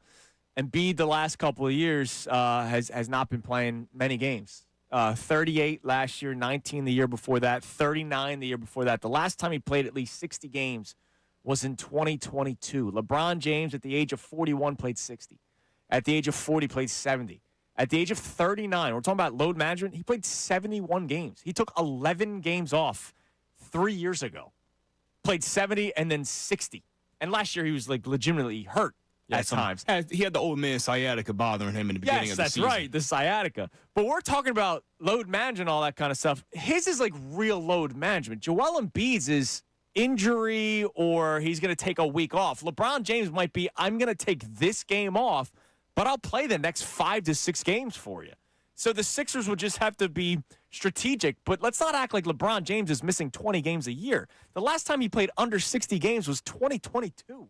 It's a long time ago. Like LeBron James is not that damn Solomon Hill don't into his ankle. Don't mention LeBron James with don't mention LeBron James and Joel Embiid in the same sentence. I have some people on my timeline saying he's just like Joel Embiid. No, he's not. No, he's not. Thank you very much. It's funny. The last time Embiid played at least 60 games was 2022, which was the last games last year LeBron James didn't at least play 60 games. So you can't compare the two. Stop. What else we got? All right, this is from Steve in regards to what he's most excited about right now. He goes, I'm most excited for the MLB All-Star Game and the All-Star festivities beginning in Philadelphia next week. Now, I wonder how much of that is Steve going to the All-Star Game. Because are people excited? I love the All-Star Game, Major League Baseball All-Star Game, because it is the only one that is still real. Like all the other ones are fake at this point. The NFL don't even bother watching. NBA, there's no defense. And the NHL, it's a skills competition, right? I still love the All-Star Game, but am I more excited about the MLB All-Star Game 8 days out than I am? No. No. Absolutely. Good for you. No. He must be going. I'm going. I'm very excited. I'm excited to go. Yeah, but you've been to a couple before. I've been to a couple before. I'm excited to go, but Yeah, it's over what the Sixers have done, over what Danny Briere, the gangster move Danny Briere made this week. No, yeah. It's great. It's an exhibition game, and I'll tell you, it's not. I'm not going to tell you it's going to be a letdown to anybody who's going, but it's not the same. It's better than. How about this? It's better than going to a Super Bowl if your team's not in it. Like people always think, I'd love to go to a Super Bowl. If your team's not in the Super Bowl and you go to a Super Bowl game, it's a big letdown. Oh, I bet. It's a big letdown. I don't know why people think, oh man, going to a Super Bowl game is just the greatest thing. I wouldn't even care if my team was in it. It's a big letdown. I would never. First off, I would never go even if the Eagles are in it because I don't have that cash. But I would never go to a Super Bowl where my teams aren't in it. It's just not doesn't have the energy that you think. I don't even. Would you ever go? Obviously, you spent 20-plus years in Atlanta, and shocker, you're going to be going back. Breaking news, John Kincade going back to Atlanta. Breaking news. Like, I wouldn't go to two football teams that aren't the Eagles. I just have to be working. You know what I mean? Like you have, like, well, you right. Like you're ESPN going to ties. because you're down in Atlanta. Yeah, it's part of your gig. But like, well, hopefully next season, not this upcoming Super Bowl, but the next one, the Eagles will go to the Super Bowl and it'll be in Atlanta, and we'll do the shows together. That would be nice. We'll stay at John's house. We will stay at John's house. No, you won't. The condo's very small. Condo's very small. I can sleep on the couch. There's lots of hotels at the Battery. Listen, I've slept on the floor a lot of times in my life. A lot of hotels at the Battery, though. Would you go to two random NFL teams? I wouldn't. I would. Yeah, I would. I love football, not if I have to pay a fortune to do it, though. No. Like, I don't even, like, let's say the Eagles are off, right? You're not paying a fortune to go to the Commanders games. I don't know what those ticket prices are, but I know that they haven't been good over the years. Would you go to, like, a Commanders-Giants? It's two teams in NFCs. I would. Yeah. Like, I don't mind that, but, like, I'm not going to the Super Bowl where I potentially have to spend my life savings, which is very low right now anyway, to go to the game. No, that sounds horrible. I don't want to do that at all. All right, what else you got on the text line? Yeah, so I'm most excited for what Mike Gansey has done with the 76ers so far. This offseason, I literally had no hope. I listened to his intro press conference, and I know it was just an intro, but I really thought that they would be running it back with, quote, that core four, but now we have a whole new core four in the building. Yeah, and that's why, like, I know, John, you were a little upset during the introductory press conference. You thought there was going to be more like a punch of something. And I was like, well, he can't talk poorly about Paul George because you probably won't get Jaylen Brown if you're going, yeah, we really want to move on from Paul George. Why did the Sixers get Jaylen Brown? Because the Celtics made it very public that they were moving on from Jaylen Brown. The Sixers never made it public that they were trying to move on from Paul George. Not at all. And so that's why I wasn't upset with any sort of press conferences, whether it was his or the first one from Bob Myers. I was just looking for something to get excited about. And I like that Bob Myers talked about depth, and you don't have that at all right now because of the roster that you have, but you're adding to it, kind of. But I wasn't upset with the Gansey press conference because I needed to see how it played out. I wasn't going to use the words to have my reaction in any sort of way. I'm thrilled. Yeah, I mean, I didn't dig it, and I wasn't anti-Gansey after the press conference, but I wasn't. It didn't move me. Mike Gansey's moved me. He's moved me with this. I can tell you this much. It's been so much fun. It has been so much fun. Who do you love more, Gansey or Magic Don? Magic Matt? I got to tell you right now, Gansey's pushing him up against the wall right now. It's tough. And then look, I got to tell you this though, Gangster Danny. Yeah. Gangster Danny's in the mix too. Right now, I'm just loving. Danny Briere looks like a spy from a Bond movie anyway. I'm telling you. Gansey's John Wick. Danny Briere's James Bond. I mean, Danny Briere looks like a bad guy in a Bond movie. Put him in a black trench coat. I'm glad he's our bad guy. With that haircut. Oh, I'm telling you, he's hated around the NHL right now. Good. He is hated. Good. Why do we have to play nice? He's hated. I don't want my general managers to be nice. Yeah. How many times have we seen people dislike Howie Roseman? Dude, Howie Roseman's a gangster. Like, I appreciate this stuff. All right, coming up next, LeBron James is not the biggest story in the world of sports, believe it or not, even though we've talked about him for the majority of the show so far this morning. The biggest story in sports, it does involve the United States, though. We'll get into that coming up next. It is Kincade and Salciunas on this Monday morning here on 97.5 The Fanatic. Now on 97.5 The Fanatic Sports Update. I'm Austin Jones with your Fanatic Sports Update. This update is brought to you by Corona. Your shot at the Home Run Derby and MLB All-Star Game tickets starts with Corona and 97.5 The Fanatic. Join us All-Star Weekend at City Tap House, Morgan's Pier, and Tailgate Sports Bar. Learn more at 97.5 The Fanatic. Must be 21 or older. Presented by Corona. The Royals tied up the weekend series with the Phillies yesterday, even though Aaron Nola did throw 7 strong innings. It was the first time since he's done that since April 3rd. And also, Christopher Sanchez will now take the mound for the series win potentially against Noah Cameron today, as first pitch is going to be for 2:10. 5 Phillies have been named to the All-Star game. Christopher Sanchez, Johan Duran, Brandon Mars, Kyle Schwarber, and Bryce Harper are all going to be in it. The Flyers sent an offer sheet to Anaheim Ducks center Leo Carlson for 5 years worth $18 million per year. Here's Jordan Hall from NBC Sports Philadelphia on the potential move. This would certainly be a significant jolt to the Flyers and really will give the Flyers the high-end talent they've needed down the middle of the ice. The Ducks do have until Friday to match the offer. If they don't, the Flyers will have to trade their first-round pick for the next 4 seasons. This update's also brought to you by Staples. It's the most wonderful time of the year at Staples. They've got back-to-school supplies as low as 25 cents and up to 40% off. Select tech and more at staples.com/back-to-school. Staples. That was easy. I'm Austin Jones, your home of the Sixers, Flyers, and Union. 97.5 The Fanatic and the Fanatic app. Got something to say about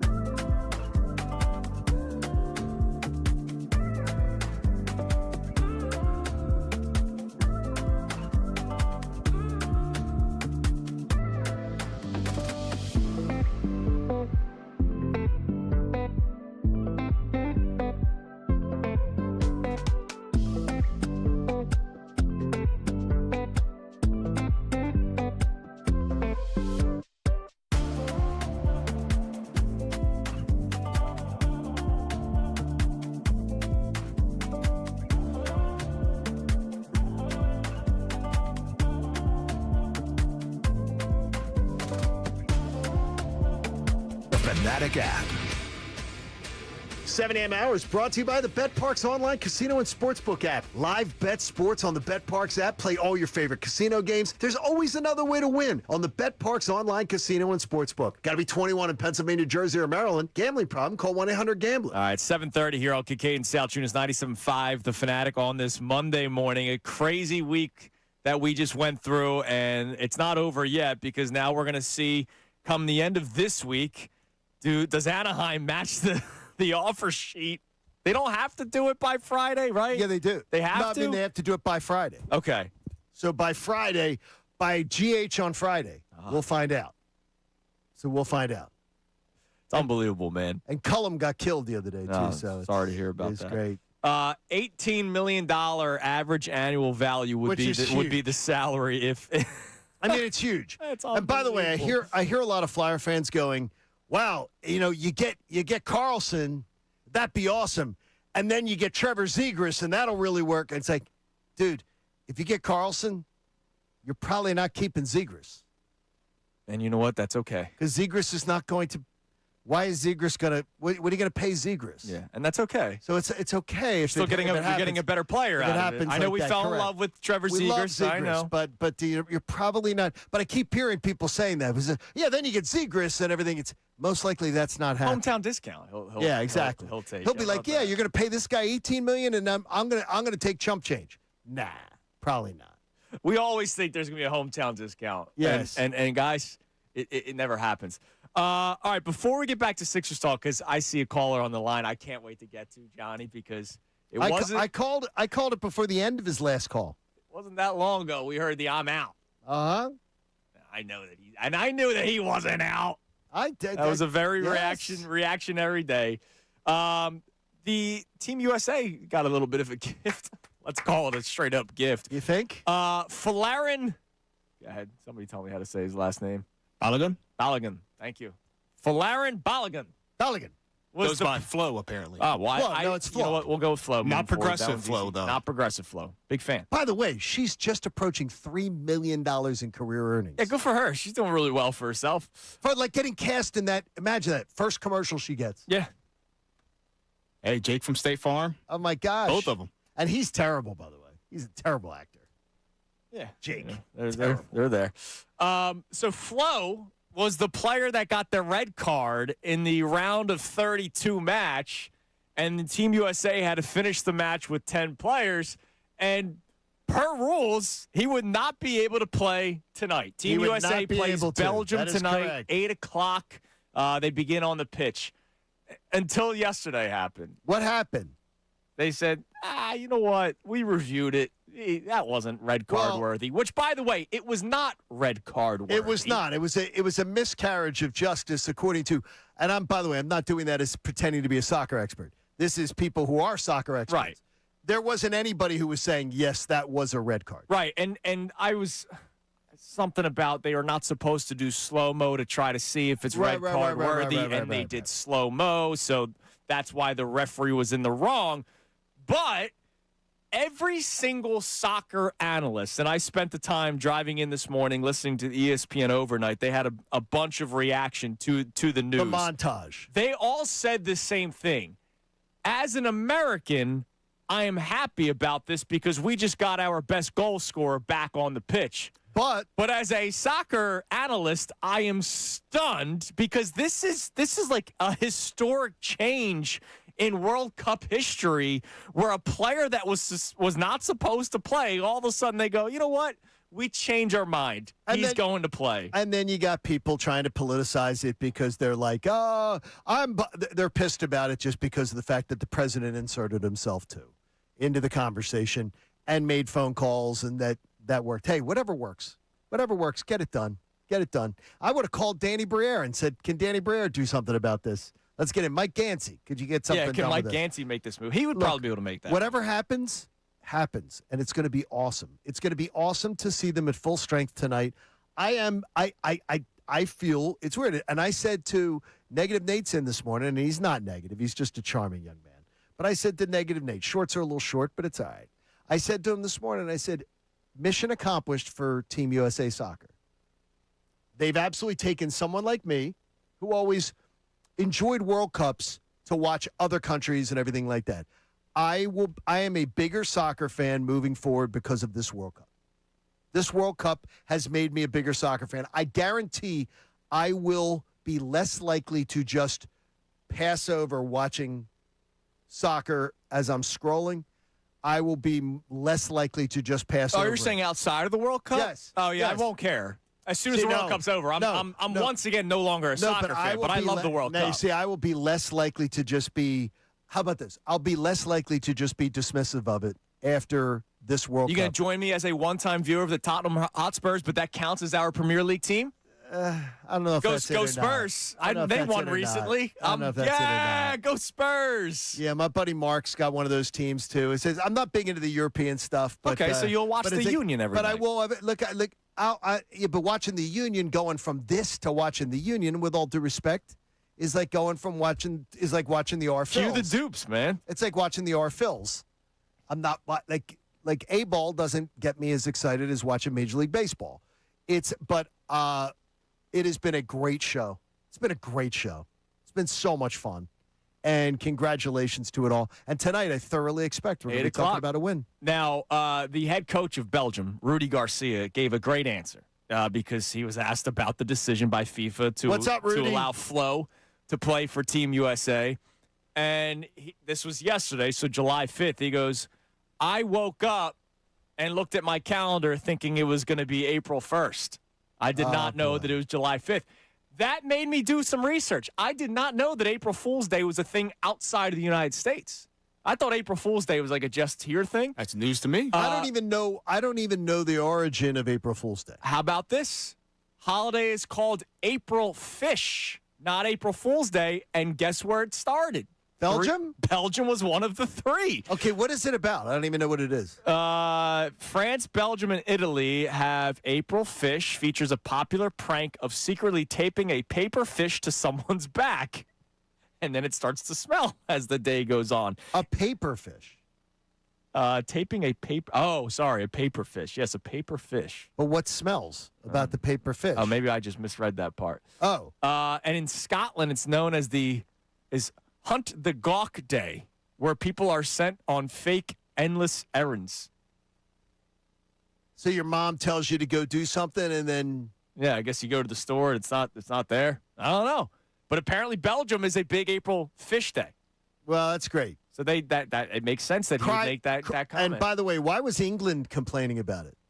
Why was people around the English team were complaining about the rule? Cry a little louder and shut up. Well, because it is unprecedented. Just shut up.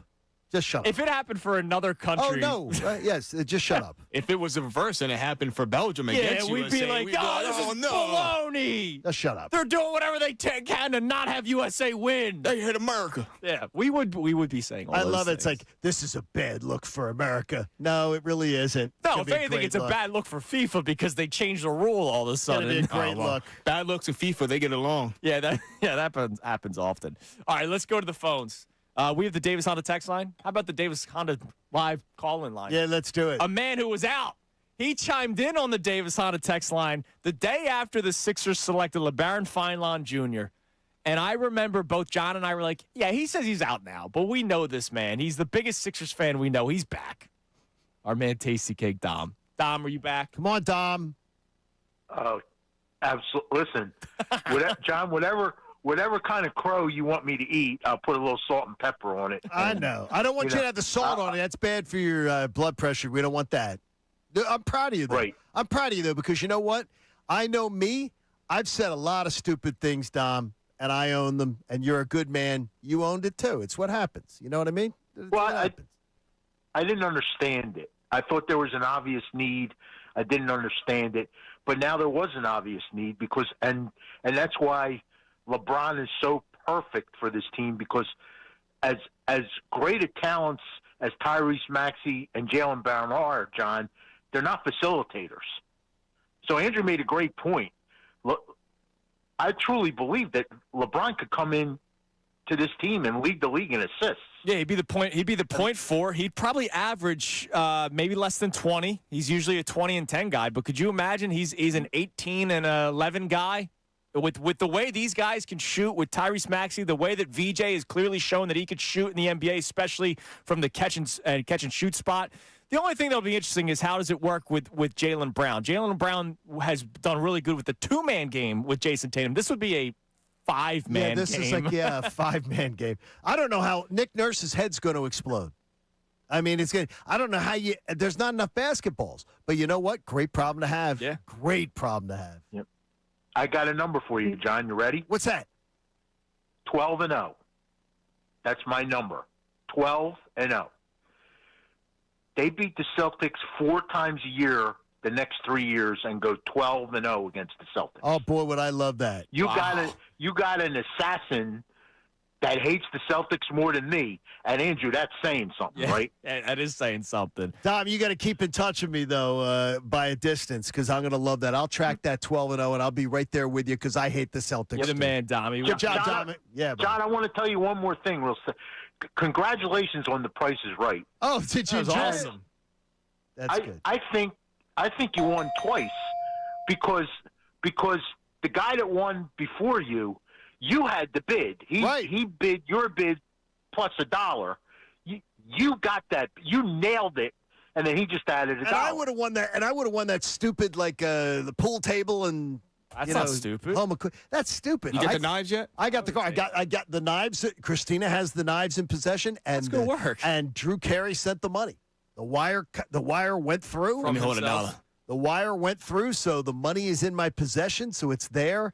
Everybody at the golf this weekend was looking. Said when you pulling up in the Kia Soul, I said will not be happening. You cannot. So, but I got my cash. Got your cash. By the way, I thought Dom meant 12-0. Faux. I didn't know he was going to go with 12-0. It has to be 16-0 now. You got to go 16-0 now. It's a little different. Faux. Faux. You remember faux 5-0? Let's go, man. Faux 5-0. LeBron, come to Philly. I'm greedy, dude. Look, don't get me wrong. I'm excited now. That's good. They signed LeBron James. Look out. All right, coming up. Get excited. We have today's headlines with Austin Jones, who's in for Connor today. We'll check the Davis Honda text line, and we'll update you on the poll. Are there more greedy people like Austin and I when it comes to the excitement level that we have now versus what if when it comes to LeBron James? It's Kincade Salciunas, 97.5 The Fanatic. Got something.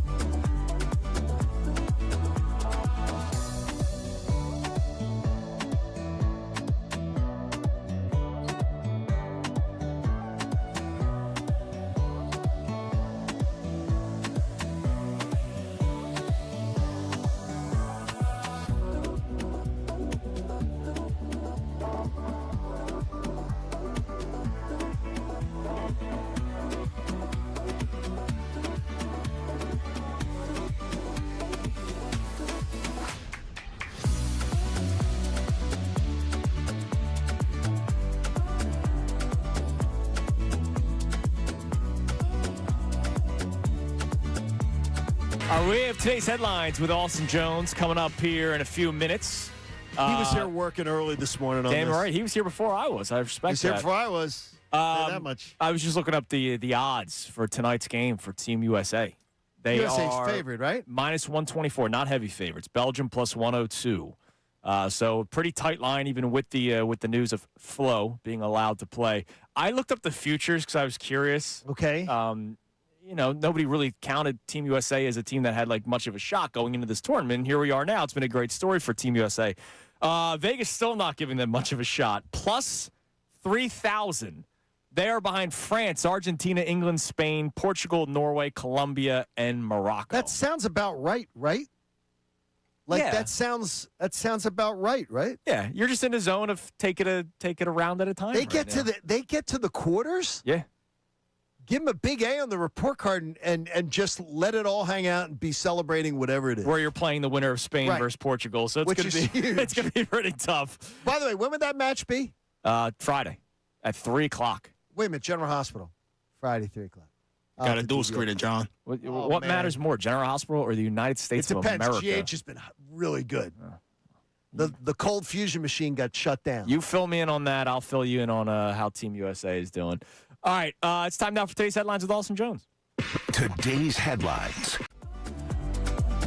All right, and today's headline is brought to you by Lundy Law. For over 70 years, Lundy Law has been fighting for injured people. If you need them, remember the name Lundy Law, your injury lawyers. Visit LundyLaw.com. That's LundyLaw.com. All righty, gentlemen. So the ABS system has been in effect this season, and according to Bob Nightingale of USA Today, Major League Baseball has agreed to buyouts with civil umpires, including the one and only C.B. Buckner, and the retirement could open the door for Jen Peral to take on a larger role. Just thoughts and opinions. If you had seen the article, there's several others, but I think we all know C.B. Buckner and the atrocity that has taken place. Yeah, I mean, look, this is they're getting embarrassed. I mean, that's what this is. They're getting embarrassed, and the ABS system is taking away from their job and the sanctity of baseball and all this kind of How stuff. old is C.B. Buckner? He's all 63. Okay. Okay, here's what I'm going to tell you. Nobody, and as somebody who cannot see their and I have great vision. I don't wear glasses. I only wear glasses to use the computer. But I can tell you right now, I can't track my drives past certain things. There's certain detail I can't read. Nobody his age should be a major league umpire. Yeah. Angel Hernandez is 64. He retired, No, 2 years ago? They shouldn't be major league umpires. I don't think NFL referees should be over 50. Trying to keep up with the game. And look, it's not ageism when somebody that is in that age group is saying it. It's not. Fair game. I'm telling you, you're not as equipped. You're not. And your eyesight is not as sharp. It's not there. Yeah, but it's good. And by the way, he was terrible when he was younger. Yeah. Yeah. And he's an arrogant SOB. Well, aren't all umpires? No. Some of them are good, and you hardly even know their names. So don't. Yeah, it's the ones that you know the names of. That's the Yeah. truth. Angel Hernandez was the worst. Right. The worst. All righty. To someone that we probably appreciate to a degree, even though he's currently a Giant, Jameis Winston is definitely, guys, a future as a content creator. He's been doing almost the man on the street for Fox Sports for the World Cup. And he ran into Libby. Now, Libby is a play on the Liberty Bell, and he asked her, what's her most American thing? Tell me, what is your most American thing? The most American thing, well, I gotta say, E-A-G-L-E-S, Eagle! That's one thing you will understand about our American fans. They're very obnoxious, depending on the city that you're in, but there's no more obnoxious fan than E-A-G-L-E-S. I'm not gonna say it because it's obnoxious. Well, I'm about to ding-dong ditch Libby out of here. He is best. so good. And you saw him at the Super Bowl in New Orleans. Yeah, he was awesome. Like scooting around on the He was on like scooter Razor thing. scooter. Yeah, the He past was doing 2 all years kinds he's of been. stuff. Saquon, where should I go next year? The Giants. He is so genuinely funny. He's going to be a huge star when he hangs him up. Yeah. And look, I would imagine as a football player that doesn't play for the Eagles, hearing EAGLES over and over and over again could probably become annoying. Yes. Like for somebody that doesn't play for the Eagles or somebody that is not a Philadelphian, like I could imagine whenever we go on road trips with Philly sports trips, we probably annoy the city that we are taking over. You just hear Nashville. How many Birds Eagles chants will be in Nashville, dude? Like I know Philly sports trips is pushing for 500 people and they're almost there. Oh, they're going to get there. Do you know how many Eagles chants there will be from just that group, let alone everybody that's going down? I mean, it's going to be absolutely crazy. Jameis, the only thing he won't get when he's famous is the Publix endorsement. No. Because you can't have the free crab legs. Well, he's got enough money to buy his own these days. He had enough money then, too. That was pre-NIL should money. have been stealing back then. All right, the last one for you. This is Jeff T. talking about a conversation he had with the one and only Larry Bird about the one and only LeBron James, and stating that LeBron James is great, but his teammates, not necessarily. We was chilling, and he was talking about how good LeBron was. And I was like, LeBron better than you? He said, LeBron's the greatest player ever besides Michael. I was like, damn. He was, I'll never pay anybody who played with LeBron. I would never pick him up on my team. Damn. And I said, why? He said, because he make them all look good. They all really sad. Swear to God, exact words. He said, you go get them, and they're not going to be the same player you wanted. Now, just for reference, here's some teammates that have been, quote, sorry that have gotten paid. Timothy Mozgov landed $64 million from the Lakers. One of the worst contracts. At the time, I'm like, what are the Lakers doing? They also spent $72 million on Luol Deng that year. Matthew Dellavedova got $38 million from the Milwaukee Bucks. Incredible. Delly, yeah. Tristan Thompson landed $80 million from the Cavs, and he's not sorry, but I don't know if he's necessarily worth the contract. But J.R. Smith landed $82 million from the Cavaliers. Remember when J.R. forgot the game was tied and he dribbled out the ball, and LeBron's doing he's pointing at him. Apparently, they still haven't spoken about that moment. They have that picture, that photo. Yeah, that photo's famous. LeBron's game one against the Spurs back in 2007, the year where he took the bag. We celebrate what Allen Iverson did. Allen Iverson at least had a Sixth Man of the Year on that team and a Defensive Player of the Year on that team. I'm not trying to take away what Allen Iverson did. But LeBron James, game one against the San Antonio Spurs, here is who was on the court with him at the start of the game. Sasha Pavlovich, Drew Gooden, Larry Hughes, and, of course, my fellow countryman, Big Z's and Drew Zilgauskas. I think it's the greatest drag job of a bunch of to the NBA Finals I've ever seen. Anderson Varejao, Daniel Gibson, Donyell Marshall. And the only thing Six are great. And then he did it 11 years later with, I would say the 07 roster was worse, but then he did it again 10-something years later. Yeah. Crazy. Yeah. He went to East Snow before East Snow ate some snow. I mean, ate snow. Snow has no calories. Snow has no calories. I mean, he's a happy man. That's all that matters. He's good for you, Eric. He's happy. Yes, sure is. And happy. Austin, great job as always. Job. We appreciate it. Austin's laughing at Damn right. Coming up next. Jeez. I love these snow. Oh, my gosh. Who wouldn't? He was great. Who wouldn't? Good scorer off the bench, mid-range. And he's sweating now. Coming up next, John Kincade asked me a question this morning. And the way people are talking about this Jaylen Brown trade around the league, the answer is no. It goes to show how the Sixers may have waited a year too long to do something. It's Kincade Salciunas, 97.5 The Fanatic. I love having a Bradford White water heater. I did in my home, and you should have one too. And why should you have one? Because you want to take long, relaxing showers. I'm in double shower season. So believe me, now I'm in temporary housing. I miss my Bradford White because if you're looking to wash your clothes, you're looking to run your dishwasher, you're just looking to have hot water on demand whenever you need it. Reliable, top performance year after year, a Bradford White water heater gives it to you. They're made from the finest components from around the world. And if your current water heater isn't getting the job done for you, don't put up with it. Ask your plumbing professional about how to get you a Bradford White because you're not going to find them in the big box stores. And they got their new Infinity tankless and Aerotherm hybrid heat pump models that can give you all the hot water you need on demand, and they take up so much less space. They're absolutely awesome. Hey, get a plumbing professional to help you out. Visit BradfordWhite.com to learn what I already know. How you heat your water, it matters. Choose Bradford White. Now on 97.5 The Fanatic Sports Update. The Phillies on Royal. I'm Austin Jones with their Fanatic Sports Update. The boys tied the weekend series with the Phillies so far after winning yesterday at 1 game apiece now. Aaron Nola did have a strong start overall as he went 7 innings for the first time since April 3rd. It's going to be up to Christopher Sanchez to try to get the dub today on the mound against Noah Cameron. Today's first pitch is going to be set at 2:10. 5 Phillies have been named to the All-Star game. Christopher Sanchez, Johan Duran, Brandon Morris, Kyle Schwarber, and Bryce Harper. The Flyers have sent an offer sheet to Anaheim Ducks center Leo Carlson for 5 years worth $18 million per year. Here's Jordan Hall from NBC Sports Philadelphia on the potential move. This would certainly be a significant jolt to the Flyers and really will give the Flyers the high-end talent they've needed down the middle of the ice.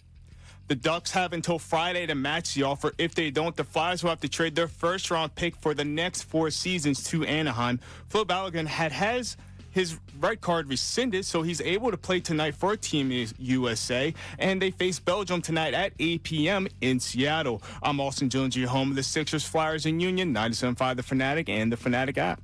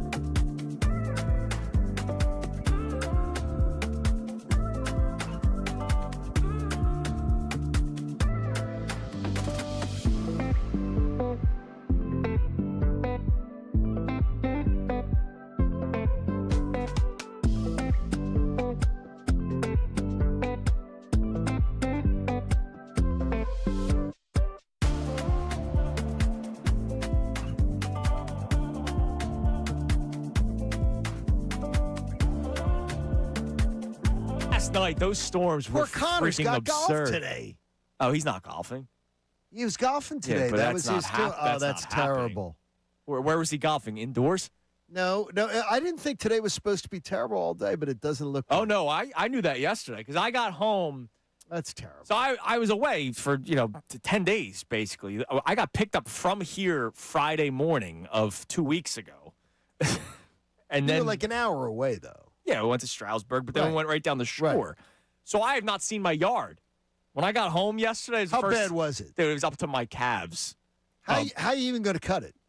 I'm going to have to take my time, and I can't do it today. You should have texted me, bro. I would have done it. Oh, thank you. Dude, you can't do it That's not very tomorrow. nice of you. Tomorrow's more rain. No, I know. My grass, I might have a rainforest at my house. Are Yeah, you it's gonna supposed to rain all week, right? I know, dude. No. Tomorrow's fine. Tomorrow's it. Like, you'll be fine. Then Wednesday and Thursday, you're definitely getting a reprieve Wednesday and Yeah, Thursday. well, is my grass going to be dry or is it going to be sopping wet? Well, here's what you're going to have to do is that you may have to end up doing what I've seen people have to do before. Take the weed whacker. Oh, I've done it. Yeah. You've done that? Yeah. And then cut it through and then Yeah, and then you mow it down. Oh, man, it's going to be brutal. Yeah, no, it's going to be a long couple of days. I'd volunteer to come over and help, but I really don't want to. That's fine. You don't have to. I don't want to. You volunteered by adding to the show sheet this morning Yeah, with it's good. something that you Yes. brought up this morning. Yes. Not even via the Kincade email. It was just No. via the Kincade conversation. Stream of consciousness. When we were sitting down, getting the show together, you asked me a question that the answer is no. And it's whether or not Daryl Morey would have done the things that if he was able to have done it. No. Could you have ever seen at any time Daryl Morey pulling off this transformation. I've seen him make really good moves. You saw him get rid of the contract of Al Horford because it wasn't his. Do you think he would have held on to Paul George and Joel Embiid just to say, one more time, I want to be right? Yeah. I do too. I absolutely think that I do way. too. And I don't think that's unfair because we looked that man in the eyes and told him not to sign Paul George, and he thought we were crazy. He said, well, who else do you want me to sign? Yes. I mean, which I understood. This move that Gansey made, and Bob Myers, because I will credit both, this is exactly what we're asking Dave Dombrowski to do, right? Hey, yeah, there might not be this guy available or that guy available, but you have to get creative. This was a very look, it wasn't so creative to try to get a available superstar. Like, oh, the Sixers wanted Jaylen Brown. That's not creative. But being able to make the move, the trade package that they had to put together, that was the creative part. Daryl Morey has made creative moves, but it was for moves. He was cleaning up messes that he didn't make. This mess, I bet you, if Daryl Morey was still the president of basketball operations, he would have said, look, in the X amount of games that the three were able to play, look at what we were able to do against the Celtics. You saw him and Elton Brand celebrating. You saw that video when they came back and beat Boston. He probably thought this team still had some chance of winning a championship. I don't think he would have made that move. And here's another big reason why. There was an article on ESPN.com from over the weekend breaking down the trade and just how executives reacted to it. There are people within basketball talking about how analytics have now played way too much into the way people are making decisions. Current executives are going, I don't know what that guy's doing. And a lot of people are saying how the analytics of Jaylen Brown is not good for the sport of basketball. Brian Windhorst said something that one executive told him he'd be the seventh best player on a team. Like some of the, or no, it was Bobby Marks said that. Yes. Somebody told him that. Turned his comments off. Yeah, they'd be the seventh best player. Like, I'm not saying Bobby Marks made that up. Somebody probably did tell Bobby Marks that. It's just, can you imagine going, yeah, you know what? We'd rather make the analytical decision and not get Jaylen Brown. I mean, to even go that far, like they wouldn't trade, who is it, Hugo Gonzalez? Yes. Right? Like for Giannis Antetokounmpo. Like the Bucks asked for more players, and they're like, no, we have to keep this guy. And next thing you know, you get burned on the back end of it. Yeah, because they didn't want to trade up. They didn't want to trade too much for another superstar. Instead, they got 36-year-old Paul George. And who loves analytics? Daryl Morey. Oh, Daryl loved that. Daryl Morey would not have made this trade. No, he wouldn't have. He wouldn't have. Quentin Grimes would be back. He wouldn't even have pursued it. Oh, Quentin Grimes would have been Quentin back. Grimes would have been back. $60 million. Kelly Oubre would have been back. He wouldn't even have pursued And I like Kelly Oubre. He wouldn't even have gone after it. Yeah. No, like this, it would have been. Is Kelly gone? Kelly gone where to where? He signed with Indiana. No, to where? Indiana? Yeah, 2 years, like $19 million. Yeah. Heard they have good bike routes there. Good safe bike lanes. We mentioned Kelly Oubre's name without the bike route joke. He leaves town, and we still haven't solved the great bike accident. I'm glad that he left town because now I don't have to hear the bike jokes anymore. Well, I mean, it's amazing that crime went unsolved. A player in Philly gets hit and run on a bike, and we never get to the bottom of it. Like that's like what other city would that happen in? I don't know. It's John. amazing. I don't know. All the cameras we have in this city, nobody saw that. Yep. It's amazing. Yep. It's almost like it didn't happen that way. Yes. Almost. Like it didn't. But, hey, hopefully we keep Jaylen Brown off bikes. Jaylen, stay off bikes. You got to worry about him being on Twitch. And LeBron, yeah, you know what? You're going to, I mean, prepare to deal with that. Yeah, that's fine. You're going to have a day or two of that. Like a janky Rondo type situation. Yeah, but you know what? But here's the deal. He's very smart. He is a really intelligent man. If it doesn't bother his teammates, which I don't know. It bothered him in Boston. Well, his teammates in Boston, it bothered We'll see how it handles the Sixers roster because Darius Slay, I hated him being on the podcast and the stuff that he would say. And yet his teammates freaking loved him. They voted him a captain over and over again. So if Jaylen Brown has a twitch, but his teammates don't mind it? Yeah, well, no. No, go. You got to go read the Boston stuff. His teammates. I'm saying maybe it's different here. Jaylen, like, there's a difference between he wasn't popular. Sure, he's not a popular guy. I think he's too cerebral for a lot of guys. Hey, Tyrese Maxey's going to join the Twitch. He said in the phone call to him. I think he's too cerebral for a lot of guys. I think he's a guy who operates on a very high intelligence plane. I don't think he's a guy who fits in with a lot of with a lot of maybe players and culture. I think he's a guy who wants to be finds himself very analytical, very cerebral, and everything like that. Maybe it just doesn't relate. I think it's a great acquisition. Yeah, Bring him on. Absolutely. Bring him on. You mentioned Maxey called him. Here was Jaylen Brown. Jaylen Brown on the Twitch after the news of him going to Philadelphia on the Twitch. Is that what the kids are saying these days? Here was Jaylen Brown like talking Mike about Francesa. his conversation with Tyrese Maxey. Yo, you hear me? yeah. So this is JB, You on stream, gang. This is JB and DJ first. Oh, okay. What's good? What's good, young killer? Chilling, man. How you doing, bro? I'm cool, bro. I'm just processing everything, but I'm ready to get to work. Hell yeah, me too, bro. Yes, Good, bro. It's about to be good. Yes, sir. I'm a fan of your game. Let's get it. For sure, bro. Appreciate you, bro. Already. Love. All right, love. Guys hitting me, so we ready to get to work. You see, we call him Maxie. Max, what's the word? You smooth? Solid? Yeah, I'm smooth. Solid. What you want? I'm streaming right now. I'm live with the chat. They say, what's up? Cat. What's good, Cat? I ain't gonna lie. I'm jumping on stream this year. I don't care what nobody say. You pulling up? I'm pulling up. All right, bet. Say less. Cat. Yes, yeah. We got work to do, so let's get it. You know I'm locked in, man. Holla at me. I'm in gym whenever. All right, bet. We gonna get in the gym. All right, I'm gonna holla at you. I love it. I love it. I mean, this is great. That's awesome. By the way, Maxey's probably thrilled because he's like, all right, I got a guy that I know will play. And not that he hates Joel. Like, you know that Maxey and Joel Embiid have a great relationship. But from a basketball standpoint, like, I would imagine Maxey's like, all right, this is awesome. Like, I have a guy Tyrese Maxey is more like Jaylen Brown 100% than he is like Joel Embiid. Yeah. The way he approaches work, the way he approaches his job, the way he's a professional, he's 100% more like Jaylen Brown. Those two will relate much more.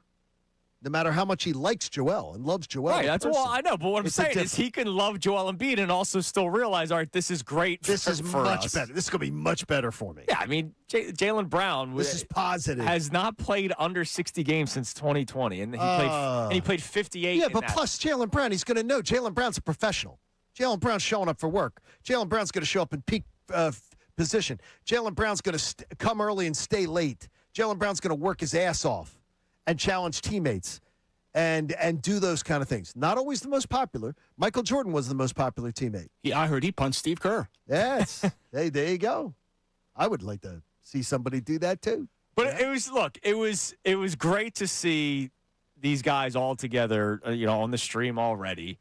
And look, this team that they're starting to build out, the Anthony Simons deal, by the way, like that was another move where you're going, wow, what was Daryl Morey doing the last couple of years? That was one of my questions. He was sticking to what he liked and what he knew. Yeah, old and but sticking to what he liked and what he knew, and that's what it was, and it was that's what we were going to deal with. He would never have done. He wouldn't have done these little side moves. No, he wouldn't have. He would have brought back same old, because I think he would have been trying to say one more time to try to get it right. Like one more time, I can say we can get this right. Is it unfair to say that I feel like the last, maybe it's reactionary right now, and I'm just so fired up with what the Sixers are doing. Is it unfair to say that Daryl Morey kind of wasted my time the last couple of years? No, it's pretty fair to say. I think it's fair to say. Because I disagree with a lot of the moves. I think it's fair to say last It's year. one thing if I agree with a move and it doesn't work out, right? Like when the Sixers got Al Horford, I was a lot of people were all for that move, and it didn't work out. There's a lot of revisionist history. Oh, I never liked that move to begin with. No, I liked it, and I can say I would have done the same thing. When it comes to Daryl Morey, there weren't many moves where I was like, I would have done the same thing. I hated a lot of his moves, and they didn't work out, so I feel like a lot of my time has been straight up wasted. How about last year? You could say that Daryl Morey wasted your time. No. Yeah. Because we can't gloss over the feud he had with James Harden, which essentially wasted that year. Whoa. James Harden is the cartoon character. Say what you want. The team took a deep decline because they had to offload their point guard.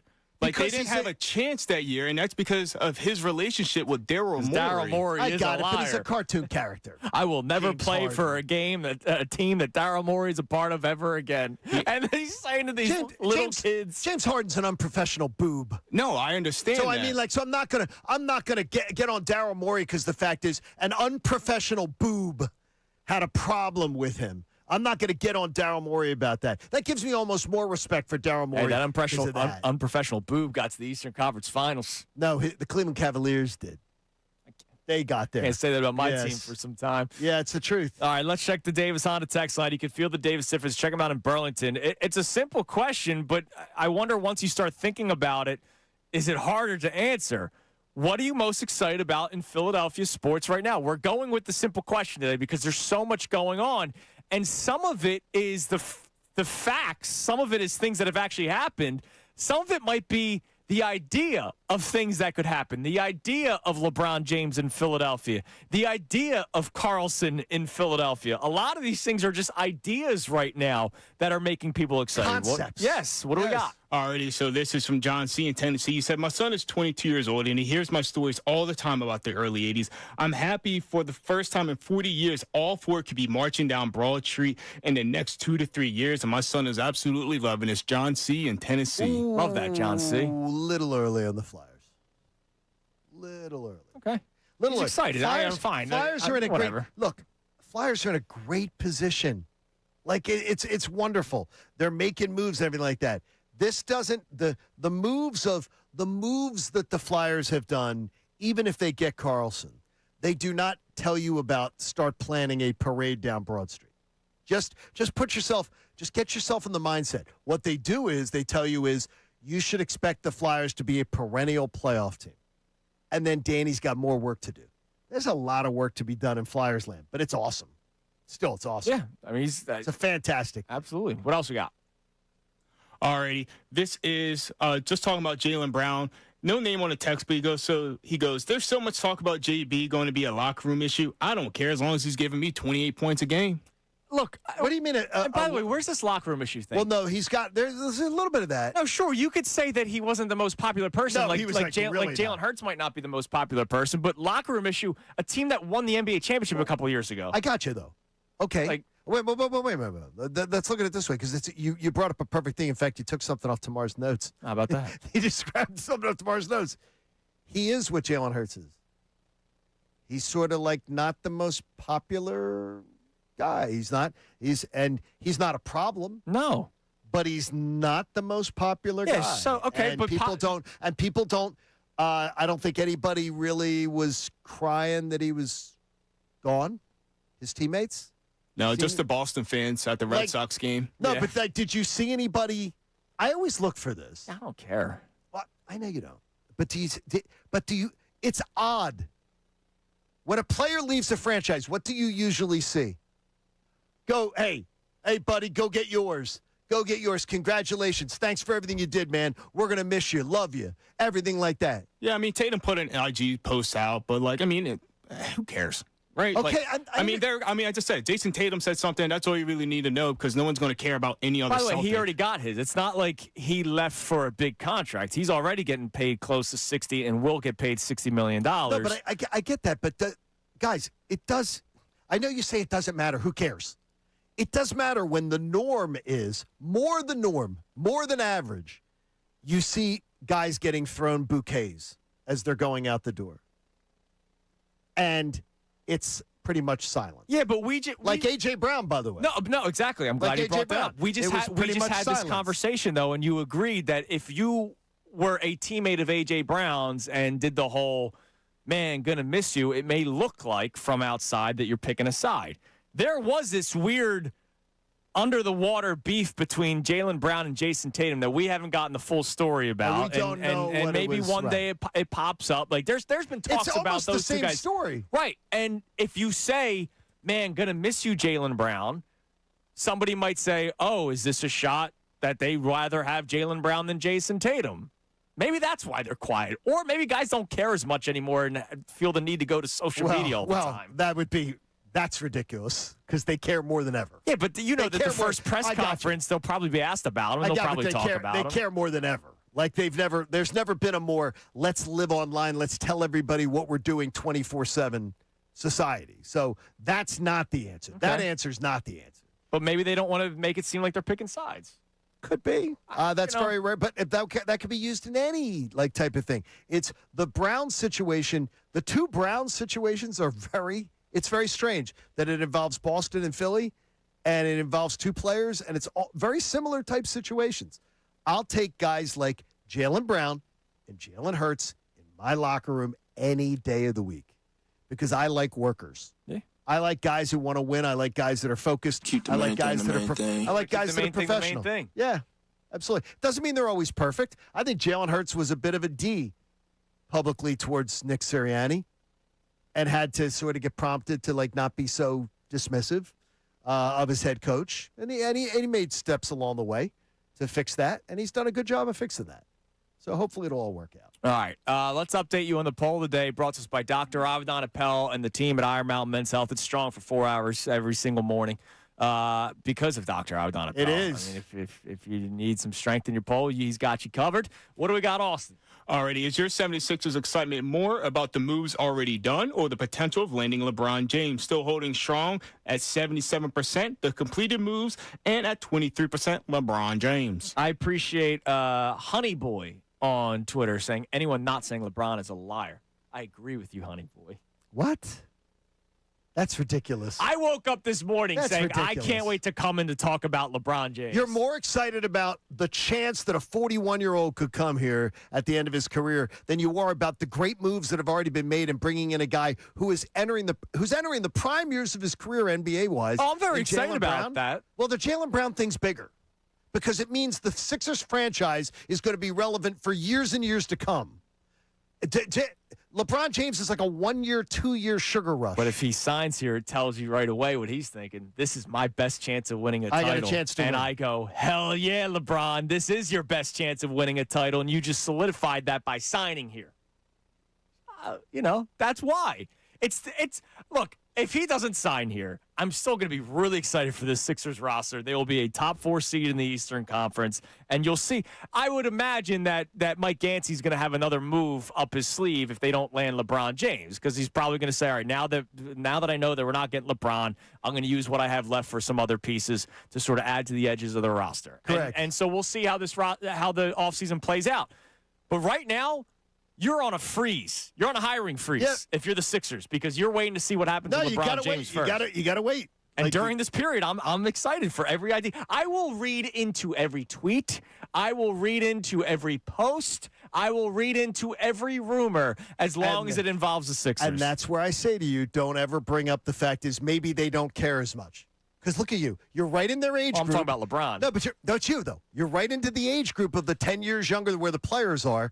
This is where your age group, that's what they do. They live in waiting for the next tweet, waiting for the next little tidbit. Shams got me a couple of times with some of the two-way contracts over the weekend. Yeah. Oh, my gosh. Sixers sign, and you're like, whoa. By the way, Gansey's going under the hood, man. I'll tell you this, he didn't like what he saw. No. He came in here and he did not like what he saw. Well, Bob Myers straight up said we need to have depth on this team. They had nothing last year. They had nobody that could score. Anthony Simons automatically is your best bench scorer. Like just steps onto the roster. He's like, yeah, I'm the best bench scorer that you have. I'm so excited. Another former Celtic. I'm so excited for what they've done. I couldn't be more pleased. It's so and LeBron would be. He would be the great dessert after a spectacular 5-star meal. He would be amazing. It would be awesome. A LeBron Sixers jersey is an automatic purchase, right? You'd have to have it. Like if you were a sports fan in Philadelphia, you'd have to have it. That's you just got depending on where you put them, 1, 2, or 3 greatest player of all time, and still good, right? Like coming up at around 9 o'clock. No. You keep saying it. He's still great. No, he's still great. Yes, he's still great.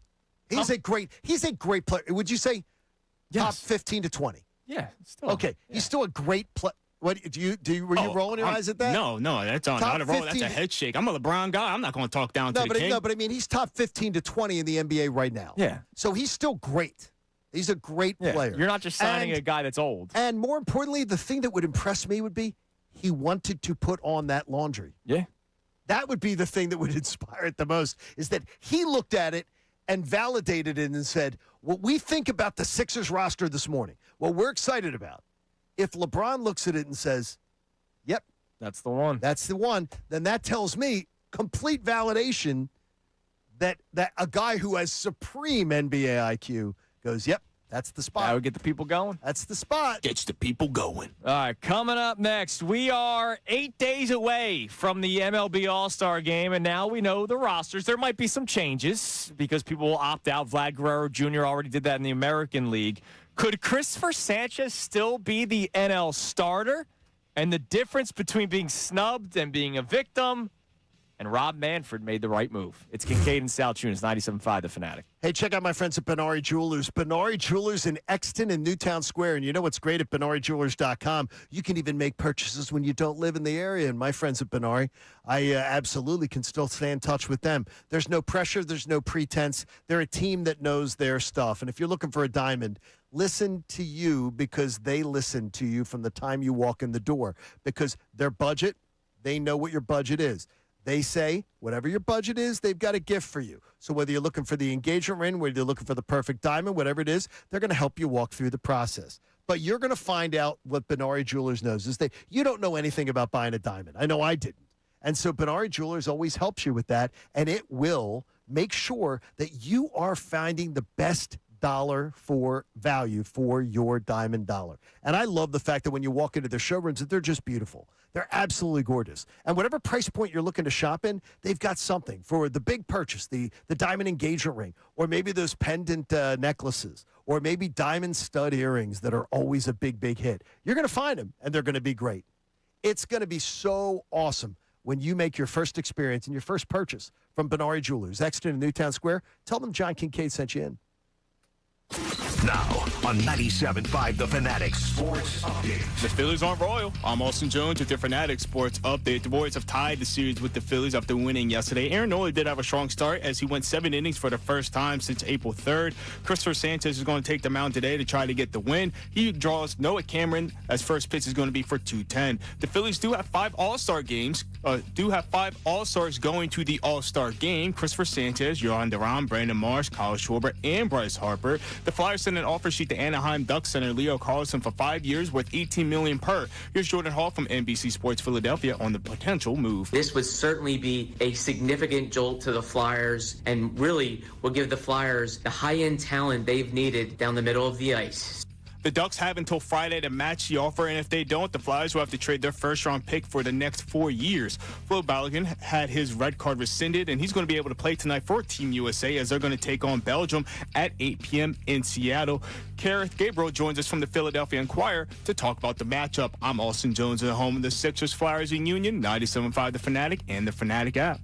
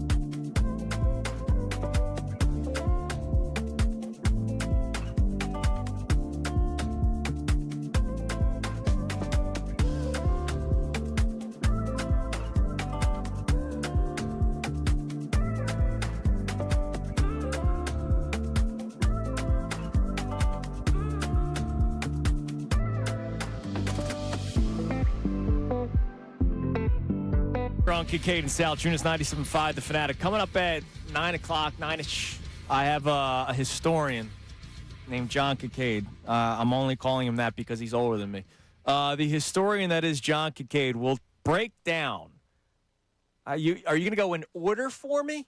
I gave you a task before the show started of the big names acquired in Philadelphia sports history. And big names acquired being the word. Yeah, it doesn't have to be like, all right, you got this guy in his prime. It doesn't have to be this was the move that pushed him over. I didn't do them in order, but I can put them in order since I have a list. Yeah, all right. That's what you're going to do. Put them in order, like the number 1 to how many are you going to do for us? 100? No.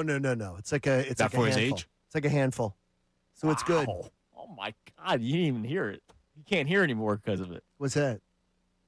When I said 100, Austin goes, why? Because of his age? I don't know about that, Austin. And then I said, well, he didn't even hear you say it because Austin. The one thing is I think that I'm hoping Johnny Marks gets a chance to line up LeBron and Jaylen Brown both with. I think LeBron is cooked. No, LeBron already did the plugs. He already did the plugs like Tom Brady. LeBron and Tom Brady already did the plugs thing. They just have to go to the Morgenstern hair clinic. Like John Marks' hair looks great. I think Johnny can make that happen. And he did it the right way. Yeah. And Morgenstern can do it. So I'm thinking Johnny Marks takes Jaylen Brown so a young man in his prime stops spraying paint on his head. Yeah. That was a rough look for Jaylen Brown. Which is unacceptable. Jason Tatum, look out. And then say, so come on, let's do it. Let's get John Marks bridges the gap and then says, LeBron, you're not fooling anybody. Let's go to Morgenstern. Yeah. A double deal, and this works. The Sixers, and then in exchange, when the championship goes down, each shoulder, John gets a tattoo. Okay. Shouldn't they have to get a tattoo of John? I would think so. I don't think that's happening. I don't think the big Bron is doing that, but it's all right. It's all right. He might. I don't know. He might. You never know. You never know. Could do that. All right. Phil's All-Star game, 8 days away. Phillies have 5 members of the organization going to the All-Star game. Johan Duran getting his first. Brandon Marsh will be a starter. His story has been amazing. As a guy that has been amazing story. Yes, as a guy that's been uber critical of Brandon Marsh and more so Dave Dombrowski for acquiring him and thinking, all right, this is going to work for us, and it didn't for 4 straight years. Brandon Marsh has been the most consistent player over the span of 162 games because you can start this. Forget what he's done in 2026. Kind of hard to forget that. This spans back to, May of last year. He had that horrible April. He got sent down with the fake injury, comes back, and he's been this same player since May of 2025. So a great story for Brandon Marsh, all-star starter. Christopher Sanchez could potentially start the All-Star game. It depends on what happens with the Brewers this week and the way their pitching staff lines up. Mizorowski might actually not pitch in the All-Star game because of that, which has happened to the Phillies. Didn't that Zach Wheeler, was it Wheeler a couple of years ago would have been the starter? But because he pitched, he couldn't start. And I forget what it was. There was a similar issue with there was something like that, yeah. Exactly. So Sanchez could still be the All-Star starter, even though Mizorowski was basically the guy that was named it. Well, remember last year from the Matt Gelb article, Sanchez could have been an All-Star but declined. Right. He declined. Because a lot of people are saying last year Miz went ahead of Sanchez. Sanchez declined.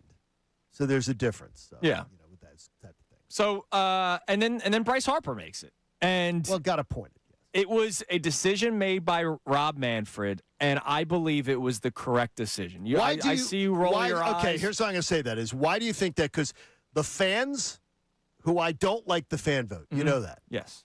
The fan vote tells you the fans did not believe he was third, right? Right, and he was significantly third. Okay. The player vote, he also was third, significantly third. The players who evaluate the game, by the way, they had it opposite the fans. They had it opposite of the fans. The fans said Freddie Freeman. The players in Major League Baseball voted Olsen. Matt Olson. And then they had it, and Harper a distant third. Like I keep hearing this, well, he deserved to be there. He should have been there and everything. He wasn't. The players of Major League Baseball told you in the National League. No. Harper's a clear third, and it really wasn't close. They don't look at it as close, the guys who play the game. So the reason why I say it was the right decision is he's a legend, though. The legend pick was not meant to be for a guy that is still supposed to be in the prime of his it's career. It's supposed to be for guys that are at the end, and you want to see them playing one more All-Star game. And that's why that's a joke that they did that. Sure, but he made the right decision with picking the player, because who's the legend in the National League that should have made it? I don't know. There is none. I don't know. I mean, I can't think of one, honestly. Who's around still? It makes a great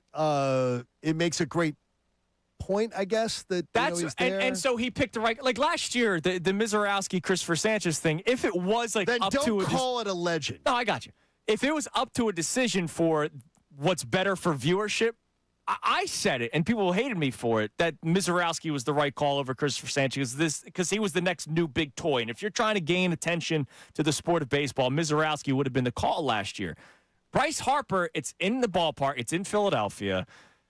You could potentially get him to play, participate in the home run derby, which is good for the sport of baseball. But he's not going to do that, right? Yeah, if he gets the right arm, he will do it. It's about name recognition. Half of the All-Star game is who's the young player that really deserves to be there. The other of it is name recognition, because you want to see the best players. And Bryce Harper, by the way, is still playing at a very high level. Like the legend selections the last couple of years have been sad. It's like, wow, it's great to see Miguel Cabrera in the All-Star game. And then you watch Miguel Cabrera in the All-Star game and you're like, this is kind of sad. Like Bryce Harper will still put together a good at bat when he gets his shot to play. They made the right call to pick him because of it being in Philadelphia. He's not a legend. He's a legend for the sport of baseball. He's not a legend. When they said legend, it was supposed to be for somebody to get acknowledged at the end of their careers, not in the middle of their career. Right, and my point is, I don't know who would have been picked over that. Somebody gets it. Zach Wheeler would have been a better choice. Bryce Harper's a showsman. Zach Wheeler is at the end of his career. Zach Wheeler's ending baseball. And it might be this. By the way, folks, this might be the end because there's going to be a lockout. Yeah. Zach Wheeler could have been the legend choice. Now, Zach Wheeler could still potentially make it. He could. He's a Philadelphia Philly. And he could have been the legend choice. He's at the end of his career. He's quitting. He's walking away. He's older. I mean, look, it's done. This is done for that. That should have been the pick. I'm fine. I'm fine with them going with Harper because you'll get that bat out of him. You know, I think it was the right move from Rob Manfred. I think people were talking about this. I mean, it's like he really, really deserved it too. And the Major League Baseball players themselves that voted did tell you differently. Okay, I mean, third, it doesn't mean he was like ninth. No, it doesn't. I'm not saying that. So don't say that. I'm not saying that. I'm not making that argument. But what I'm saying to you is it wasn't close. They see Olsen, and they see Freddie Freeman as completely above him. They don't see him right on their tails. They don't see his season as being right as good. They don't look at him as the same player. We look at him as a different player because he's ours. Even though he was voted time. third, I'm confused a no, little bit. because the players in Major League Baseball didn't vote him as close to Freddie Freeman and Greg Olsen. Greg Olsen and Matt Freeman Olson. there. Matt Olsen, excuse me. They see him differently. By the way, they flipped the fan vote on that one. They did not believe Freddie Freeman should be one, the players. But they believed Freddie was more deserving than Bryce. Okay. And by the way, I don't necessarily agree with that this year. No, I don't necessarily agree with I think you can make the case that Bryce Harper's even though Bryce isn't even having his average career year, and people are making it out like he's having an MVP year, and he's not having an MVP year, but he's having a hell of a season. He's having a good season. He's on pace for 40 home runs. He's having a good season. He's going to his home run season will be amazing. Yeah, absolutely. And I like the runs batted in. Yeah, that's what I like. He's on pace for a 40 and 100 season. I like that. That's pretty freaking good. I like that. But it's he's deserving of being an all-star. It is if you're going to have 3 first basemen, he is. He is. The players in Major League Baseball vote in this. That's why I think the players should be the ones. I think fan balloting should be really minute because they did a terrible job. The fans did a horrible job. They just don't. They don't know when they're voting like Bryson Stott to be up there and stuff like that. It's just bad. It's bad. And what did they do with Toronto? Last week, Toronto was winning 6 spots or 7 spots. Yeah, that happens. I mean, it's ridiculous, though. Didn't the Kansas City Royals at one point have like 5 starters at one time? Like it happens. When they were really good. Toronto was not. I mean, Toronto was doing terribly, and they're still voting them towards the top. But look, it's going to be great. It's going to be a great show. I think it was the best move for Rob Manfred to make to have Bryce Harper be in this All-Star game. With him being able to make the decision on whoever the player it was, I don't know who else it would have been in the National League that you would have put over Bryce Harper. And Bryce Harper, again, it's Citizens Bank Park. And he's having a hell of a season. He is. Again, on pace for 40 and 100. I think that's all-star worthy. It's nice to see Rob Manfred also not in his feelings after he got yelled at last year. That's a good point. That's a good point, Austin. Rob Manfred's showing he's a big man. Proud of him. All right, what do we have on the Davis Honda text line? You can feel the Davis difference. Check him out in Burlington. All right, this is jumping over to our Jaylen Brown and him potentially being a nuisance conversation overall. He said, good morning. Is there any concern, John and Andrew, that we still haven't heard anything from Joel Embiid welcoming Jaylen Brown to the team? Just feels icky that he hasn't posted anything or said anything, especially with how much he's on social media. Yeah, I don't care. I mean, I know people, Jaylen Brown, he said that Joel Embiid flops a lot on the Twitch. He does. Jaylen Brown didn't lie.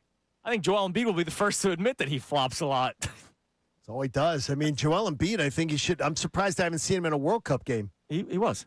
I mean, come on. He was. In a World Cup game. Oh, okay. The way he flops, I mean, he could very absolutely be in there. Yeah, no, I'm and there's a lot of time off between games, so you wouldn't need the load management. I don't. Maybe Joel Embiid called Jaylen Brown.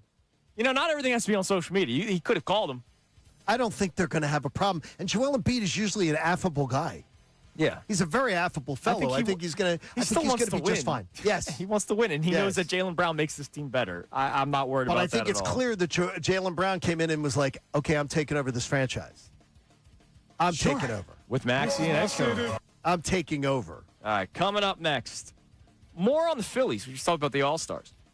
There is a report that basically tells you one hire is going to happen. It's going to be the worst kept secret in the world. But does that mean job security for someone else? We'll tell you what next. Kincade Salciunas, 97.5 The Fanatic.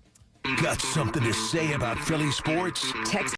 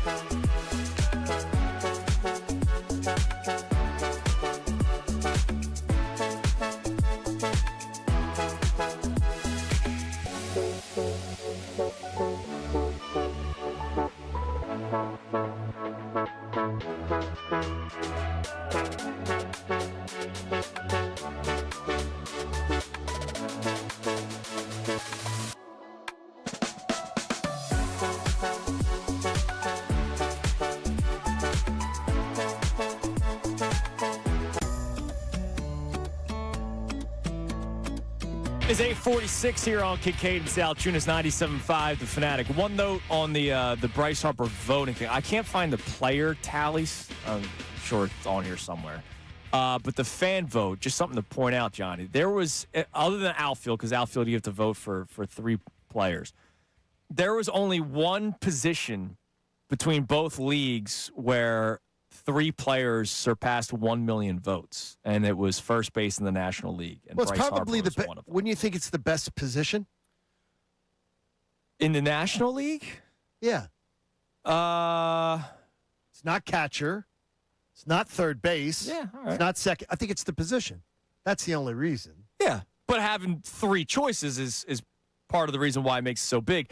As of June 29th, Freeman had 1.7 mil. Matt Olson had 1.4. Harper had 1.1. The next closest was Jake Bowers of the Brewers, who didn't even have $500,000. He had 446,000. So there was a big gap between those 3 and I mean, who came in it's fourth. incredible. I think it's the best position in the National League. Right. That it's like I don't think there's even a. But fans came through on the Harper vote, just not as much as Freeman and Olson. Yeah, That's they fine. Came back but the thing is that there's the top 2 guys are the guys who deserve. When you're talking about a position in the All-Star game, the top 2 guys at a position are the guys who deserve to be the first base All-Star game. The top 2 guys who get that. I would think that that's what it is. But and that's why I'm saying I'm okay with Rob Manfred saying Harper's going to be the guy that's going to get the legendary nod. Player balloting, Matt Olson got 429 votes. Freeman got 296. I believe Harper got 100 something. Okay.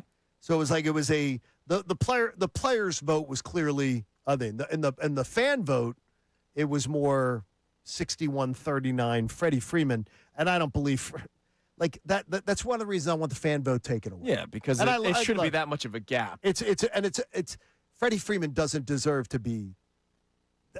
The fan vote doesn't deserve to be that. I love Freddie Freeman. Doesn't deserve to be that.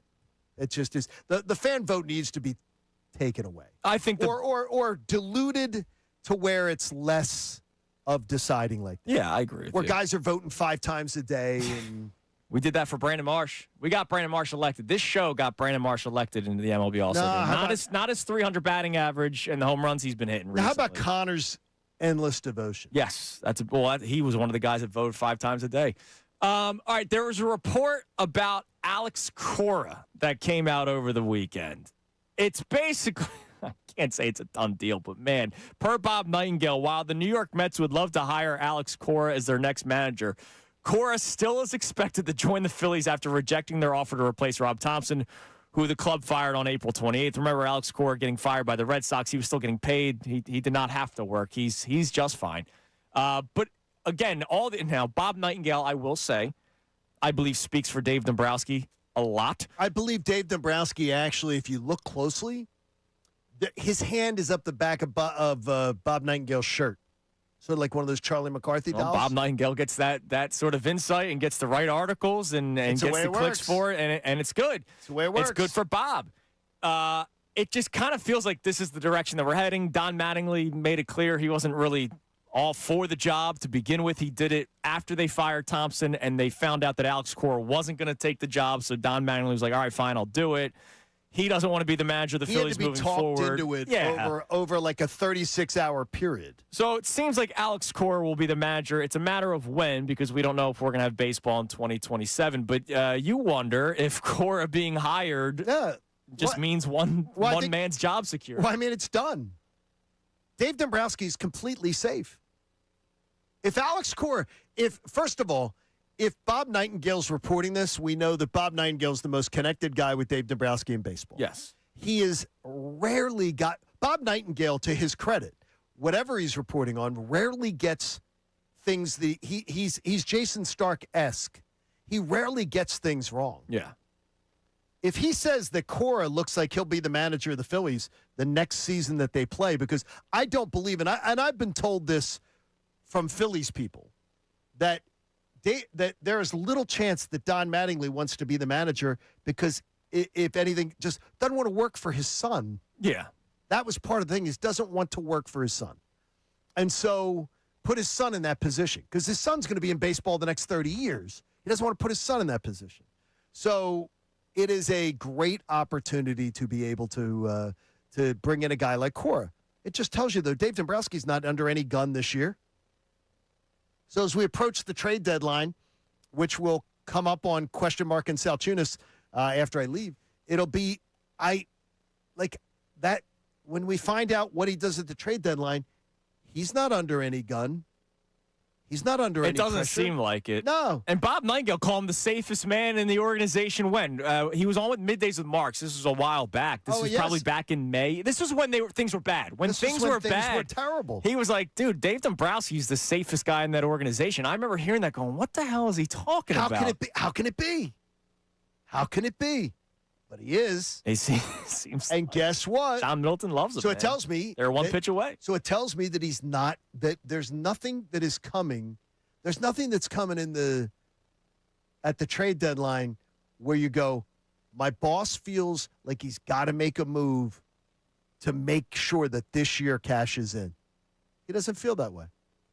He's got long-term job security, so he got to take things nice and easy. And that sort of sucks. Unless he wants to trade Andrew Painter. Andrew Painter, good outing in AAA. Yeah, what do you think that's going to get you? What do you think that gets you? Mike Trout. Don't let him leave the All-Star game. He stays here in Philadelphia. All right, what do we have on the Davis on the text line? Austin Jones in for Connor today. This is from Jason from Warrenton, jumping into what excites him. He goes, the Flyers are really getting me excited if they can land Leo Carlsson. He said it's totally worth the draft picks to land Carlsson here in Philly. Dude, even if they don't get him, like the idea that they are going after him, and that's real. That's not rumors. They put in the offer sheet. That excites me. It tells me that this organization is serious. And this isn't Carlson's not 31. Right, like that. He can barely drink. Yeah, he's a kid. He's 21. I love the mindset. I just told you how I felt like Daryl Morey kind of wasted our time the last 2 years. I'm not saying the previous regimes wasted our time. I think the previous regime just didn't have a plan. Like Chuck Fletcher had no idea what he was doing. No idea. He didn't have a plan. Danny Briere has a plan. Keith Jones has a plan. Well, even if they don't land Carlson, this is still a part of the process moving forward. But this is a plan that I got to tell you, I did not see coming. No. Did not see it. And even when Danny talked about us, but look, it would have to be, and so I had to go back and listen to Danny Briere last time he was on with us. He said there weren't going to be any big, bold swings or moves unless it was for something that was a foundational young piece. Yeah. Well, this would be that. 21-year-old, big centerman. I mean, the smile on my face when I saw this the other day, I was like, wow. Here's the problem, though. Man, are they the villains now? That's fine. They're the villains. No one likes us. We don't care. That's a lie. You know that. No There is a absolute Danny. Danny has put he absolutely has a on his back, target on his back. That'll disappear after a while, unless they get him. Oh, it'd be great. No. But no, other teams are going to hate him for this. Sure. Because he has wrecked the Anaheim Ducks. Whether they get him or not, he's wrecked the Ducks. Good. If they have to pay him $18 million. This is all Cutter's fault. I love the fact that Cutter's going to get screwed. But the thing is, the Ducks put up that graphic of Cutter Gauthier in a Flyers jersey and said, what's your favorite draft day memory or something like this or whatever? And they put up Cutter Gauthier in a Flyers jersey on the Anaheim Ducks social media feed. Let's go. Whatever teenager put that up. Mess with the wrong people. Yeah, it didn't go over well. All right. Good job, we got Danny. Danny the gangster, man. Oh, he is. Coming up next, we'll reset today's topic. You just heard the texter chime in. Our question for you today is, what are you most excited about in Philadelphia sports right now? Could be something that's actually happened, could be the idea of something happening, could be rumors, could be speculation, you name it. Text them in 610-632-0975. But if LeBron James were to sign here, I was curious what our resident sports historian John Kincade would say. Where would that rank all-time bigness name scale in Philadelphia? We'll get his list coming up next. It is Kincade and Salciunas, 97.5, The Fanatic. If you want hot water on demand, if you want to be able to run your dishwasher anytime you want, if you want to be able to have your laundry always be going strong, you need a Bradford White water heater in your home. Bradford White water heaters are built to be the best. They have the finest components from around the world. More importantly, it's a Philly-based company. So this is a company that understands what you demand. And what they know is that you can't roll into your big box store and go grab yourself a Bradford White off the shelf. Your Bradford Whites are awesome. You're going to learn more and find a plumbing professional near you when you go to bradfordwhite.com. Your current water heater isn't getting the job done? Go replace it. Get your plumbing professional to bring you the newest Bradford White water heater. They'll install it for peak efficiency, and then you will be staying comfortable with all the hot water you need whenever you need it, with top performance year after year. It's a company I've been proud to tell you about for 6 years now here in the Fanatic, and I know you can count on them. How you heat your water, it matters. Choose my friends at Bradford White. Now on 97.5 The Fanatic Sports Update. I'm Austin Jones with your Fanatic Sports Update. This update's brought to you by Corona. Your shot at the Home Run Derby and MLB All-Star Game tickets starts with Corona and 97.5 The Fanatic. Join us All-Star Weekend at City Tap House, Morgan's Pier, and Tailgate Sports Bar. Learn more at 97.5thefanatic.com. Must be 21 order. Presented by Corona. The Phillies fell to the Royals yesterday, but Aaron Nola did have a strong start overall, as he did go 7 innings for the first time since April 3rd. Here's Nola on the start. I mean, other than the first inning, stuff felt pretty good today. Mixing pretty well. Stubby caught a really good game back there. Felt pretty good. I don't think he had any walks, which is a plus. But, yeah, tough loss. Christopher Sanchez takes the mound today against Noah Cameron. Today's first pitch is going to be at 2:10. 5 Phillies have been named to the All-Star game. Christopher Sanchez, Johan Duran, Brandon Marsh, Kyle Schwarber, and Bryce Harper will all be down in South Philly. The Flyers made some noise by tendering an offer sheet to Anaheim Ducks center Leo Carlsson for 5 years worth $18 million per. The Ducks have until Friday to match the offer. If they don't, the Flyers have to trade their first-round pick for the next 4 seasons to Anaheim. And Flo Balogun had his red card rescinded, and he's going to be able to play tonight against USA as they face Belgium at 8 p.m. This update's also brought to you by Aleve. Whatever the forecast, aches and pains can cloud up a perfect day. With just one pill, Aleve provides up to 12 hours of pain relief, so you're ready for sunny skies ahead. Use as directed. I'm Austin Jones, your home of the Sixers, Flyers, and Union. 97.5 The Fanatic and the Fanatic app.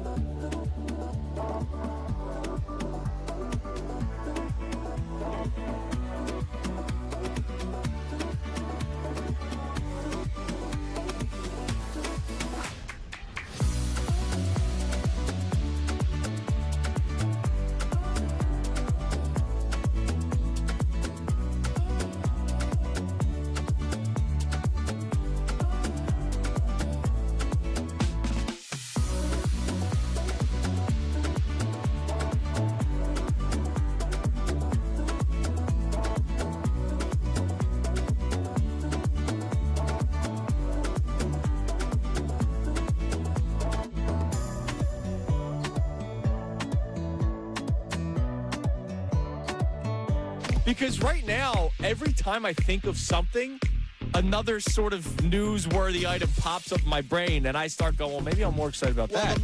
The most has to be the Sixers, in my opinion, because the Flyers thing hasn't happened. And there's a really good chance that the Flyers thing doesn't happen. Sure. Leo Carlsson, there is a really good chance is going to remain a member of the Anaheim Ducks.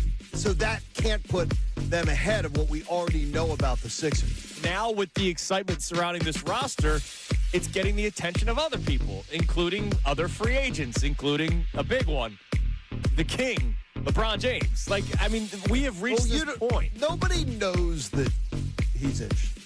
That's the thing, is that nobody knows he's interested. I believe he is. Because if he wants to win a championship, the big guy being hurt is going to be the difference between they're not winning a championship without him.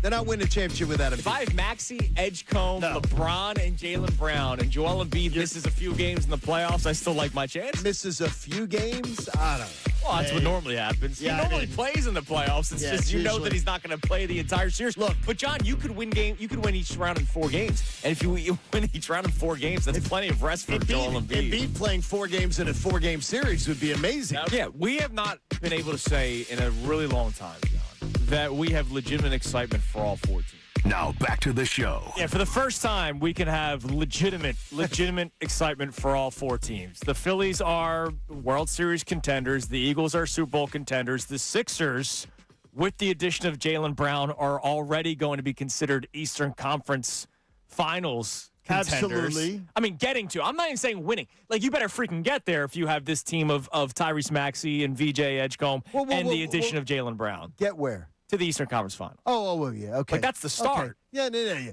You better get where you haven't been in a quarter of a century. Yeah, you don't get into the second round with this group. Okay, exactly. All right, no, that's fair. That's fair. I thought you were talking about win a championship. No. I'm saying they got to get to the Eastern Conference Finals. I think it's very fair. Be a Final Four team. That's a nice start. But I'm so happy for all of us as Philly fans. But I'm so happy. I'm really happy for you. And I'm happy for Connor, and I'm happy for Austin. I'm happy for Rodmanian. I'm happy for Shukri and everything that you guys are going to be able to come in. And we've talked about this being, I've said it to you many times, this is the year of content. Oh, yeah. This has been a year of content. The Flyers gave us playoffs. The Sixers gave us playoffs. The A.J. Brown drama, the whole nonsense. It's been a year of great content down the stretch. I am so excited to think that the content can actually be the teams.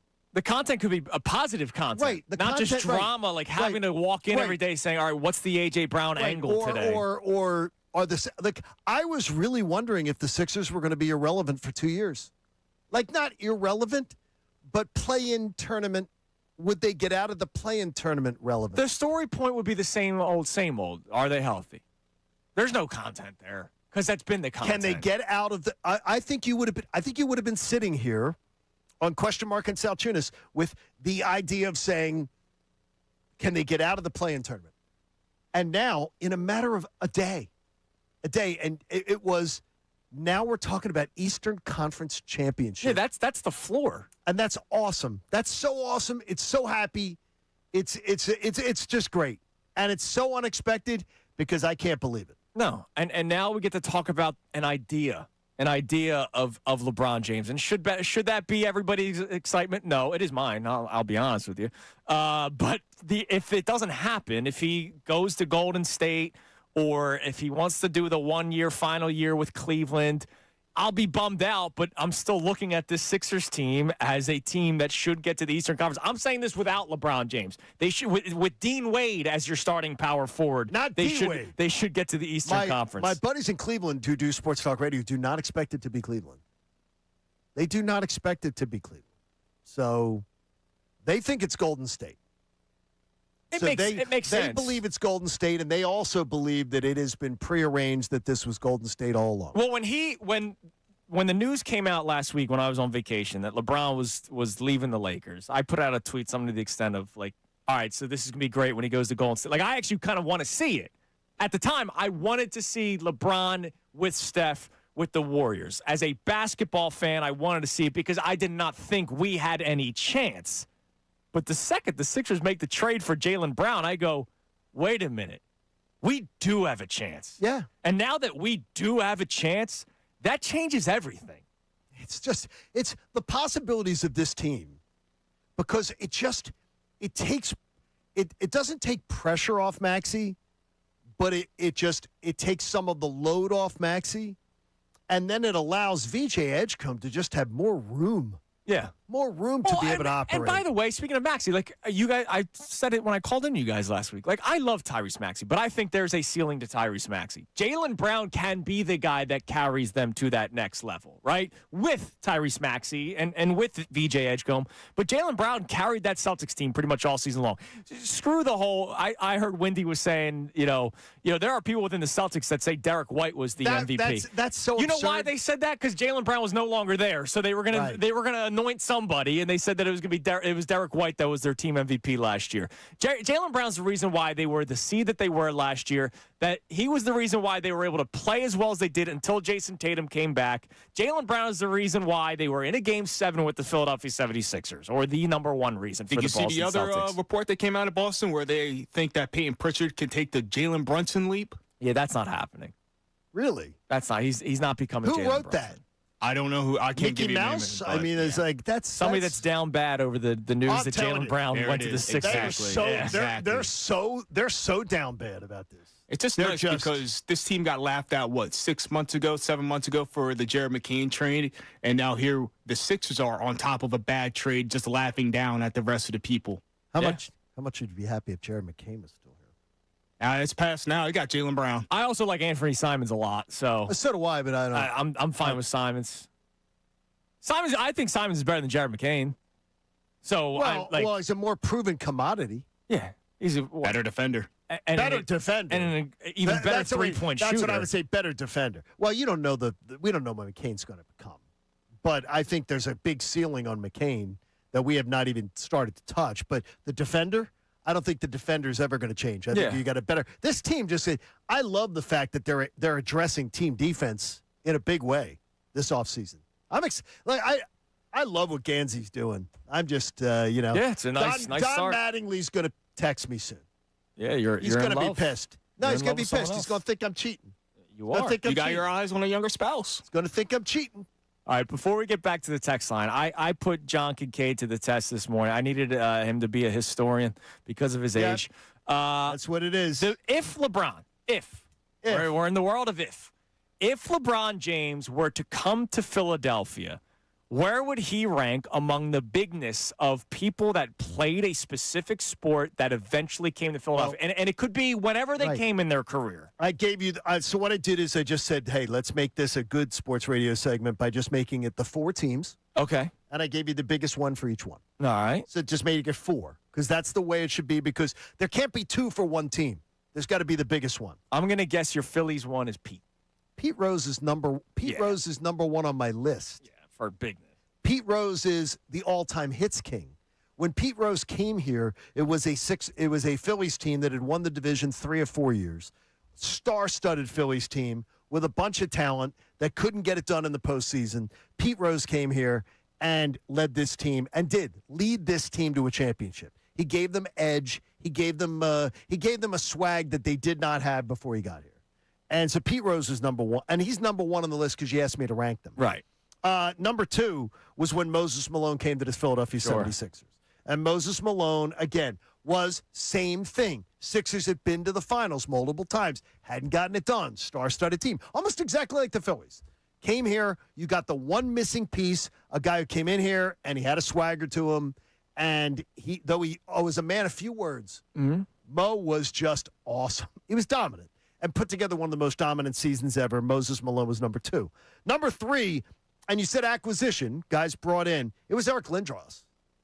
I believe if you're talking acquisition, it's Lindros, because I think he took the Flyers and rejuvenated that whole Flyers mentality. And even though they didn't deliver on it, and there was the concussion thing and there were some other things, I think the acquisition of Lindros was another one that they failed to cash in with the Stanley Cup, but I think it was but was his name at the time bigger than when, Jágr came here?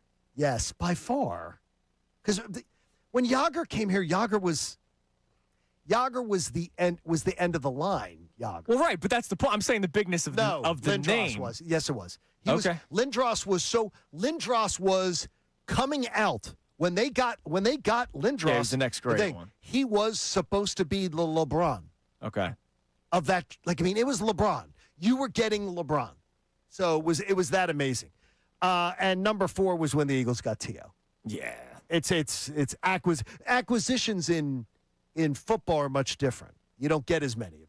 But it was when the Eagles got T.O. And no, it was not when the Eagles got A.J. Brown. It was when the Eagles got T.O. Because very similarly to the case of the Phillies and the 76ers, you had a team that was talented, that was knocking on the door, that couldn't get it done, that finally they had T.O., and then what happens? They finally get to the Super Bowl. And T.O. plays on a broken leg, no matter what you say. 6 weeks after breaking his leg, he plays in the Super Bowl, and I think he was their best player. I'm on one leg and they can't stop me. Yeah. And I think he was their best player, that Super Bowl. And I'll still remember just watching in amazement at his performance that day. It was absolutely awesome. Yeah. And that's with apologies to B. West, because B. West was great that day. Damn right he was. But T.O. was their best player that day. Those are the four. And where would I put if they get LeBron here? LeBron would have to lead them to a championship for them to eclipse Moses Malone. Sure. I meant more so like at the time when it happened. Well, Moses Malone was huge. It would be bigger. Okay. It's bigger because Moses Malone came here. Moses Malone still had a lot more of a – Moses Malone was the missing piece. He was the missing cog. You can make the case that right now LeBron's the missing piece. No, because the Sixers could be – the Sixers, I think people would pick – there are going to be people who will pick this Sixers team to go to the finals. There are going to be people right now that will pick this Sixers team to come out of the East without LeBron. That's the difference. I wouldn't get there, but I think if LeBron James signed with the Sixers, I will be annoying.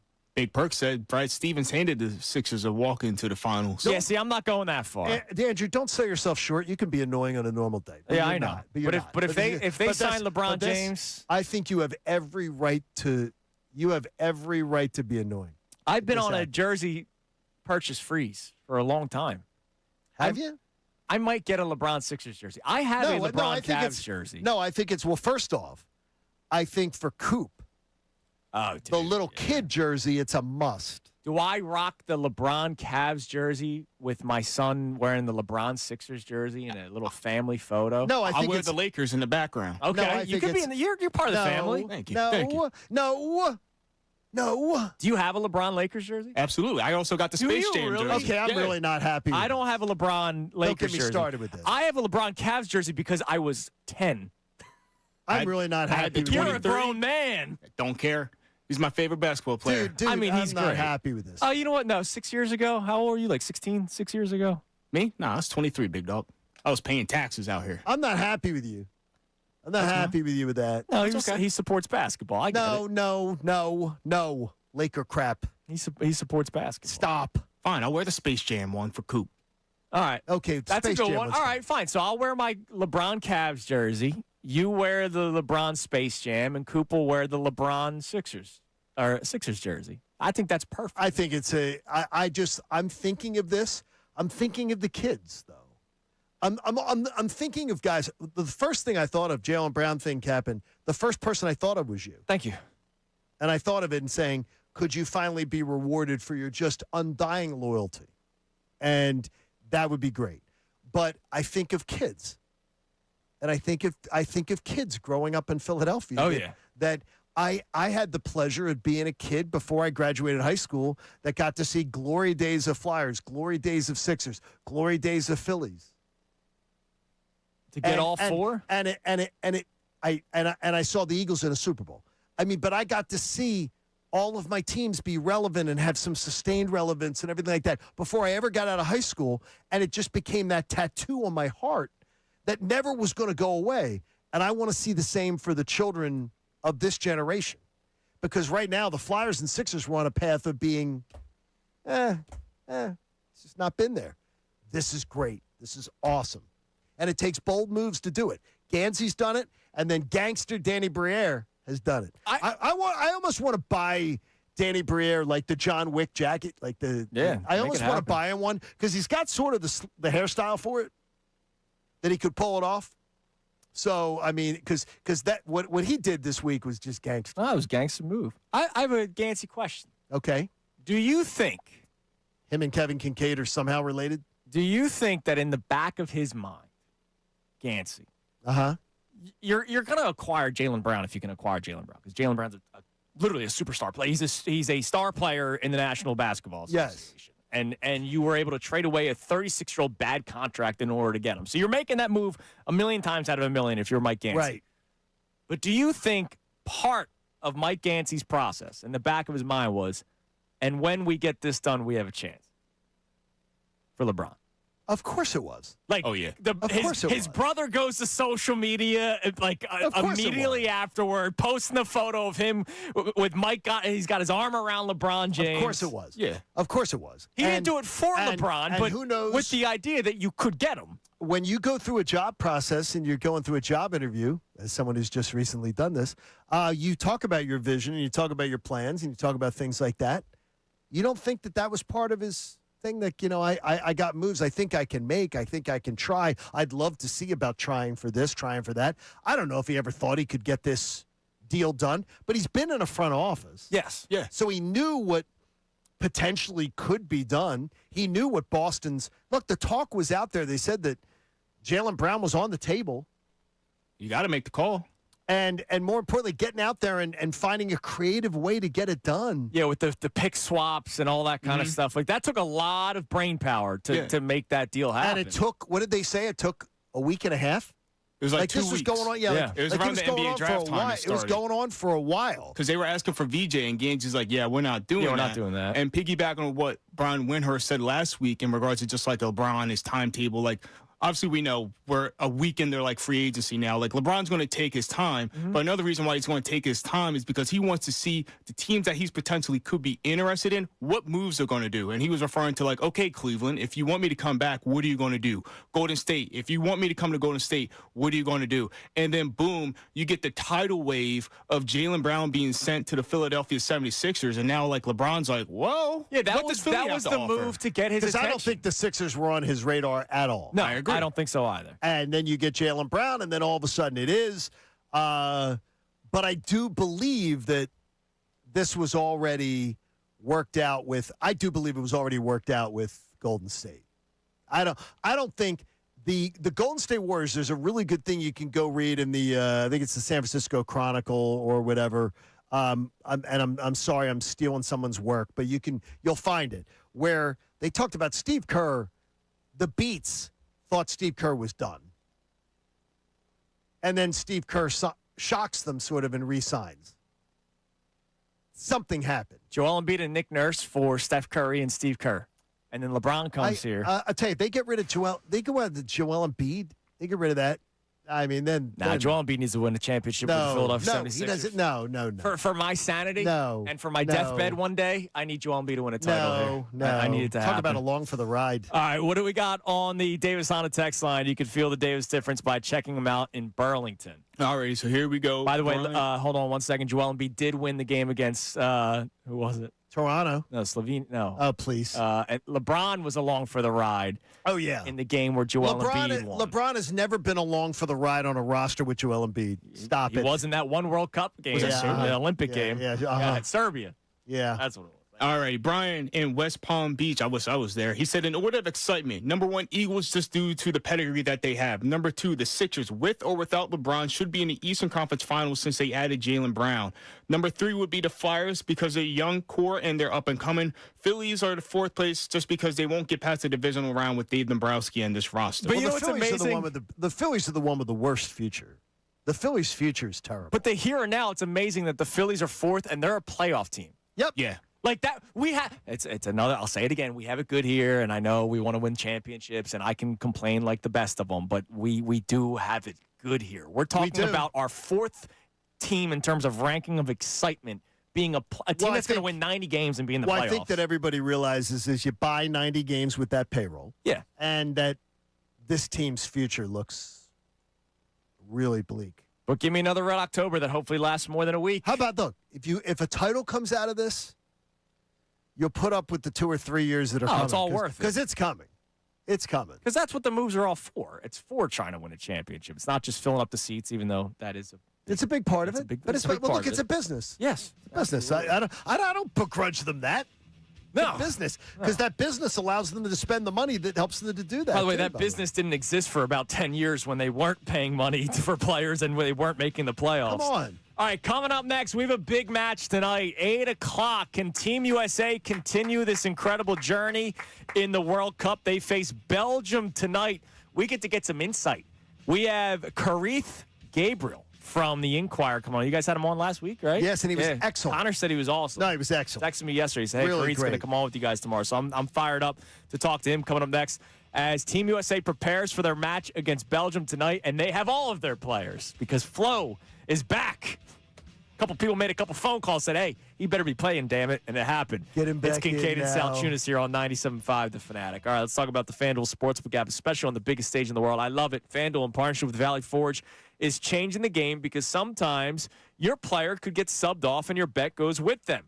Well, not anymore, because FanDuel has an opportunity for you with the FanDuel Super Sub. If your player is subbed out, your bet stays in. That's right. If your player leaves the match, your bet continues on with the substitute. It's whatever the odds were at the beginning of the game, so you're not going to all of a sudden get some boosted odds because a bench player went out there, and now you're going to get plus 10,000 odds for your goal scorer to score. You'll get the original odds, but it doesn't mean that when your team might win in a blowout and that guy doesn't score and he goes off the pitch, your bet is still alive. You're in it until the final whistle. Just visit FanDuel.com/local to get started. That's FanDuel.com/local. Let there be goals this summer on FanDuel, especially tonight for Team USA. You got to be 21 plus and present in Pennsylvania. Gambling problem? Call 1-800-GAMBLER.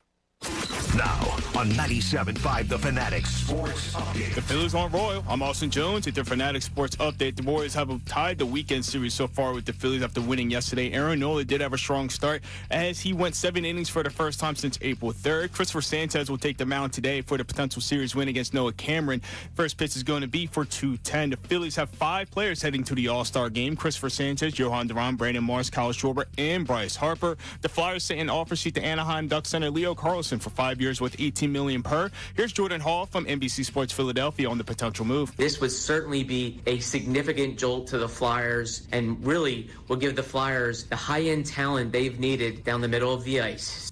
The Ducks have until Friday to match the offer, and if they don't, the Flyers are going to have to trade their first-round pick over the next 4 years. Phil Belichick had his red card rescinded, and he's going to be able to play tonight against Belgium as Team USA is going to be on the field in Seattle with it starting at 8 p.m. We have Kareth Gabriel from the Philadelphia Inquirer set to join us next to give us more on the red card being rescinded and the potential matchup. I'm Austin Jones, your home of the Sixers, Flyers, and Union, 97.5 The Fanatic and the Fanatic app.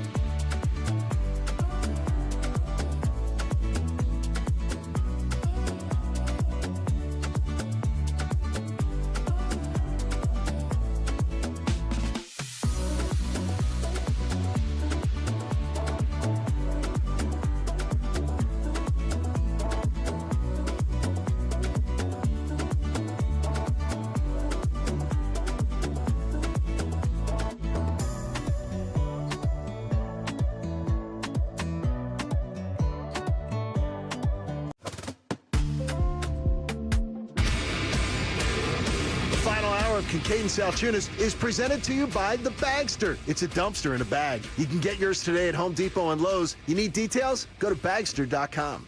It is 9:30 here on Kincade Salciunas 97.5, The Fanatic. It's been a fun day today because there's so much to talk about. Happiness. Sixers have Jaylen Brown, and there's the idea of LeBron James. The Flyers put in the bid for Leo Carlson. We'll find out by the end of the week. The Phillies have 5 All-Stars, and they're 3 games back of the Atlanta Braves. And the Eagles they're back burner. And we did have our last texter. I was wondering if we'd get at least one Eagles are still number one. Because our question today is, what are you most excited about in Philadelphia sports? Very simple question for you to answer. And our last texter did say the Eagles because of the idea that he believes that's their best chance of winning is with the Eagles. And so there are still Eagles excitement despite them being on the back burner right now from a talking standpoint. But there's also something to be excited for tonight. It's bigger than Philadelphia, even though, let's face it, Philadelphia is the center of the universe. This is going to be so awesome. Team USA takes on Belgium tonight, 8 o'clock. And we got the great news yesterday that Flo was still going to be playing for Team USA. The suspended red card after what took place in the round of 32. He gets knocked out of the game. He is back, and now Belgium has to face Flo. And joining us now here on Kincade Salciunas from the Inquirer. You guys had him on last week. Excited to have him on today. And he did a great job. He dropped the knowledge, and he didn't act like he was teaching a master's class on soccer. I appreciate that. He made everybody feel comfortable with the content. People loved his appearance. I will say that we are experts at soccer every 4 years. Yeah, we are. Yeah, from the Inquirer, Karith Gabriel joins us. Karith, good morning. Hey, guys. Good morning. Thanks What's for having going me on, Karith? I heard great things, so I'm excited to have you on, and I'm excited to talk to you about Flo. Before we even talk about the impact of what this means for Team USA, what was your reaction when FIFA decided to make the decision, like, yeah, you know what? He is going to play tomorrow night. I thought that it was rumor and conjecture, guys, because it's unprecedented. It's one of these things that just does not happen. It's only happened twice ever in FIFA's history where lobbying has gone on to allow a player to return. So, yeah, it was shock and awe for me. But once you started to read more and more as to what's happening, was transpiring, and we have one of our reporters, Jonathan Tanwald, out in L.A. who's feeding us like, no, this is actually happening. It was just shocking to hear. I mean, advantageous for the U.S., but kind of unprecedented because usually FIFA's laws, especially when it comes to their biggest event, they hold true. So it was definitely a surprise for many who saw this transpire. And not to get, and again, I tried to say this on Twitter this morning, and then you had the people with just going nuts. Not to get political about it, but do you believe the president's involvement, getting involved, had anything to do with this being overturned? You know what? There's a lot of rumors about that. I think even the Times yesterday published an article where they were saying that like that took place. I don't put it out of the realm of possibility. No one from FIFA has come out to say that yes, that was the case why this was overturned, and neither will they. No one is expecting them to. Right, but listen. I'll say this: FIFA and Gianni Infantino, their president, has lobbied this administration for quite some time. He lobbied them when they were trying to get the World Cup to come here. You guys saw in December a peace prize was fashioned for the president. So, it isn't out of the realm of possibility to have a phone call made and to have decisions at least reviewed, right? But again, I say all of this with the sense that it's unprecedented, it's wild, but it definitely favors a U.S. team that could use a Flo Balogun, in that roster tonight. So let's talk about that. What would have the team looked like without Flo? Because he is one of their better goal scorer, and now they have Flo for tonight against Belgium. How much of a difference did this decision by FIFA lead to what USA can do tonight? Guys, I think we're forgetting that they had a backup striker in Ricardo Pepi, who was tearing up qualifying, coming through. So I feel like in terms of having a tried and true goal scorer, there are guys on the roster who play up top who could have, done the business. But listen, Flo Balogun has scored in every single game that he's been in, right? He's a guy who you want to have on the field, and I think he now makes the decision for Mauricio Pochettino a lot easier tonight when you're looking at, who's going to be in your starting lineup. I'm not saying that it would have been a considerable drop-off because I do think Pepe is a guy that can get in and create some confusion. Same thing there with a Giolema, who you could move from a midfield into that 9 position and, have him more on goal. But honestly, I think, it's a win-win when you have a guy like Flo who just seems comfortable on the ball in such a major tournament. To have him in the roster really is a bonus for the U.S. tonight. From stuff that I've read, and you can further clarify this, it appears that Belgium is a team that may have missed their window to win their World Cup, that previous years they had a better opportunity to win, and then maybe now an older, wiser club, though, that could still be dangerous, but the U.S. is in a good position tonight. They are. But Belgium is probably one of the weirdest European clubs still in this World Cup. I mean, if you look at their history right now, just on paper, this is a team that hasn't lost in an international competition since March of 2025. These guys find a way to win, right? But, yeah, to your point, it's an older roster. It's a roster that has kind of been here, done that, and are, and as you can see in some of their previous matches, are playing catch-up to the competition. Being down 2-0 against Senegal was I think, a shock for many, and obviously they willed their way to win that game in extra time. I would say that the older guys on this roster are probably their best players. If you look at a guy like the Romelu Lukaku, I feel like has been around for as long as I've been watching the sport. Kevin De Bruyne, another world class player, played for Manchester City, and has just been on a tear there as well. Yuri Tielemans, great player. So they have the guys and the pieces to cause fits to this U.S. team. The thing about Belgium is they are wildly inconsistent, and if the U.S. can play to their advantage and play the way like they have been playing, they'll frustrate this Belgian team, and goals could sneak in. If the U.S. can't do that, guys, then I don't know. I feel like we're talking about a run that could end here tonight. But for all intents and purposes, it's going to be an evenly matched game and one that's going to be fun to watch. Karith, last thing for you. This is Karith Gabriel from The Inquirer doing a great job covering the World Cup, all kinds of great soccer coverage. I as Americans, especially in the city of Philadelphia, it's like you got to win the championship or we're disappointed, right? Especially with some teams like the Phillies who have been on the cusp of it for many years. I just watched a video of Cape Verde returning home and the amount of cars that were along the airport where they landed and the pride that they showed their countrymen that did a great job, a great showing in the World Cup. If Team USA were to win tonight, they got a pretty tough draw in the next round. It's either going to be Spain or Portugal. So that's pretty tough. Have you seen this World Cup performance by Team USA as a success so far? Or would it be a success if they did end up losing in the next round? Without question. I think they've already shown that, with the right pieces in place and with a smart coach, it can go pretty far. I don't know if they'll see a ticker tape parade with an L coming off of Belgium, like a Cape Verde did. But this team has shocked a lot of people. I mean, they came into some tune-up matches before the World Cup that left a lot of questions. They lost 5-5 to a Belgian. People were like, wait, what's going on with this team? And since that match, if you take the Turkey game out of it, it's been fun to watch. One of the great things, and I think I said it last time I was on, the show, guys, one of the great sort of fallouts from a great and a strong U.S. national team run has been more interest in the sport here in the country, getting more kids out to play, getting more people interested in the sport. At a minimum, that's the win here, right? Whether or not these guys win tonight or they move on and they play either Spain or Portugal, I think the impact of the World Cup, not just here in America, but with a strong run that this team has showed, will just draw more interest to the sport. And ultimately, for any soccer lover, for any American who, has loved this sport for as long as, as they have, that's ultimately what you want to see. I mean, 94 spawned, Major League Soccer, the 99 World Cup spawned just a wild interest in the women's game. And now having this here, again, I just feel like something bigger is to come. And obviously that sort of fervor grows, as the U.S. continues to play well. So that's all you can hope for, and a big win tonight would definitely kind of spur all that, going forward. Karith, we appreciate the time, man. Keep up the great coverage, and hopefully this continues so we can continue having you on because it's been fun. Thanks, man. Thank you, buddy. Thank you, guys.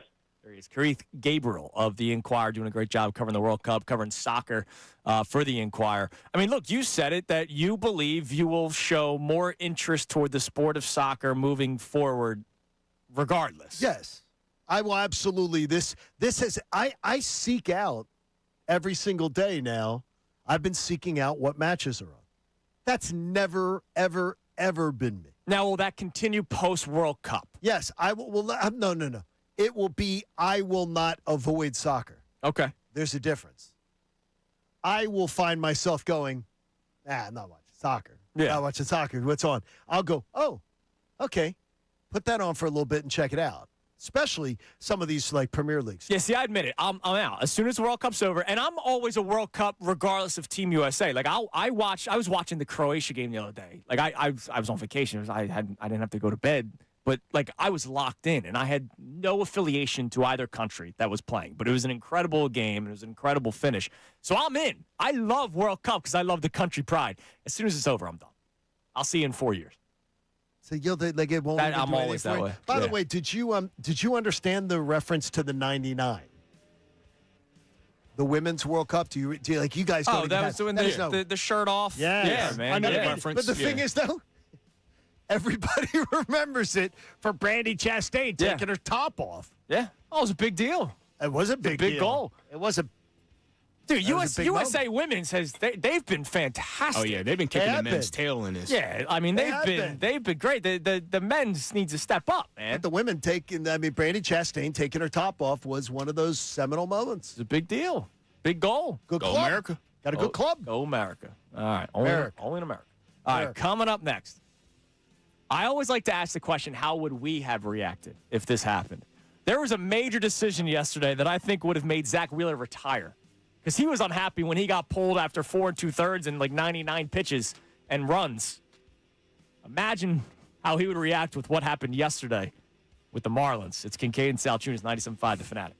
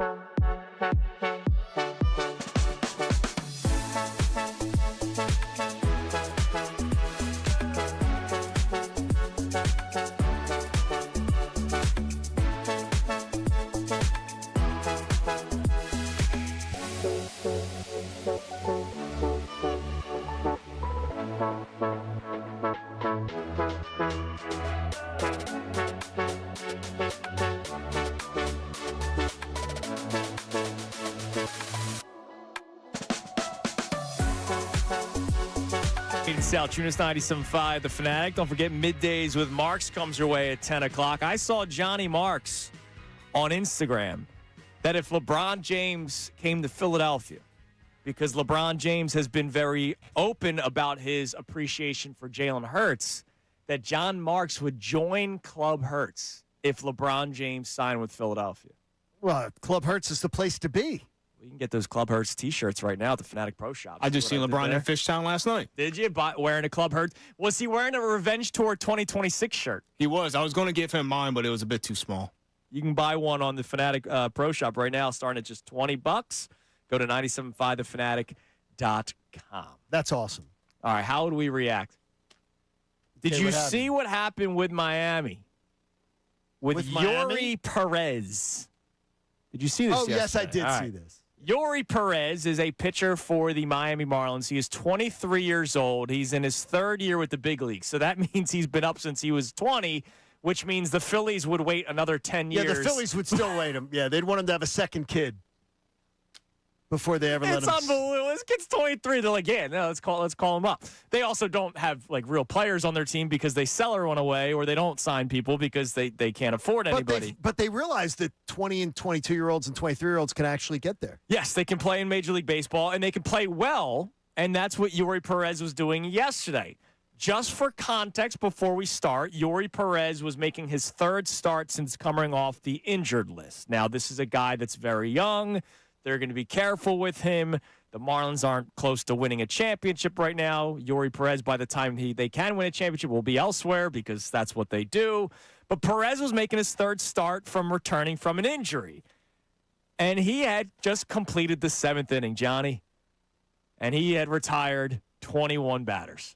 He had faced 21 batters. How many pitches had he thrown? 92 pitches. Okay, now we get to the crux. Because he's coming off the injury, the Marlins said, look, this is great, but we got to be careful. We're going to take you out. I say shame on the Miami Marlins. You say shame on it? Yeah, dude, a kid or whatever age. You know it was over the doctor's pitches. The 90-something that he threw was over what the doctors recommended he throw. Yeah, and Yuri Perez is saying, screw the doctors. I'm 6 outs away from pitching a perfect game. It doesn't happen all that much in baseball. I got you. The first base runner I give up, take me out of the game. I Deal. got you. No, I understand that mentality big time.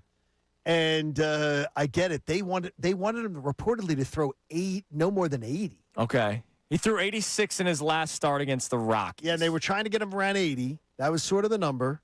I say I would have let him go out. Yeah. Like I would have let him go out. And I would have said, the first guy gets on base, you're out. Yeah. You're done. And that's no hitter too. Like you walk a guy because of his age.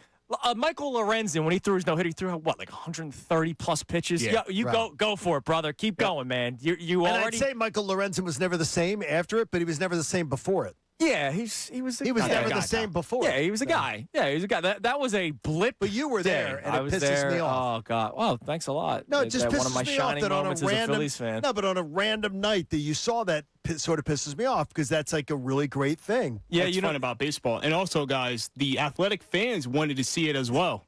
Listen to this.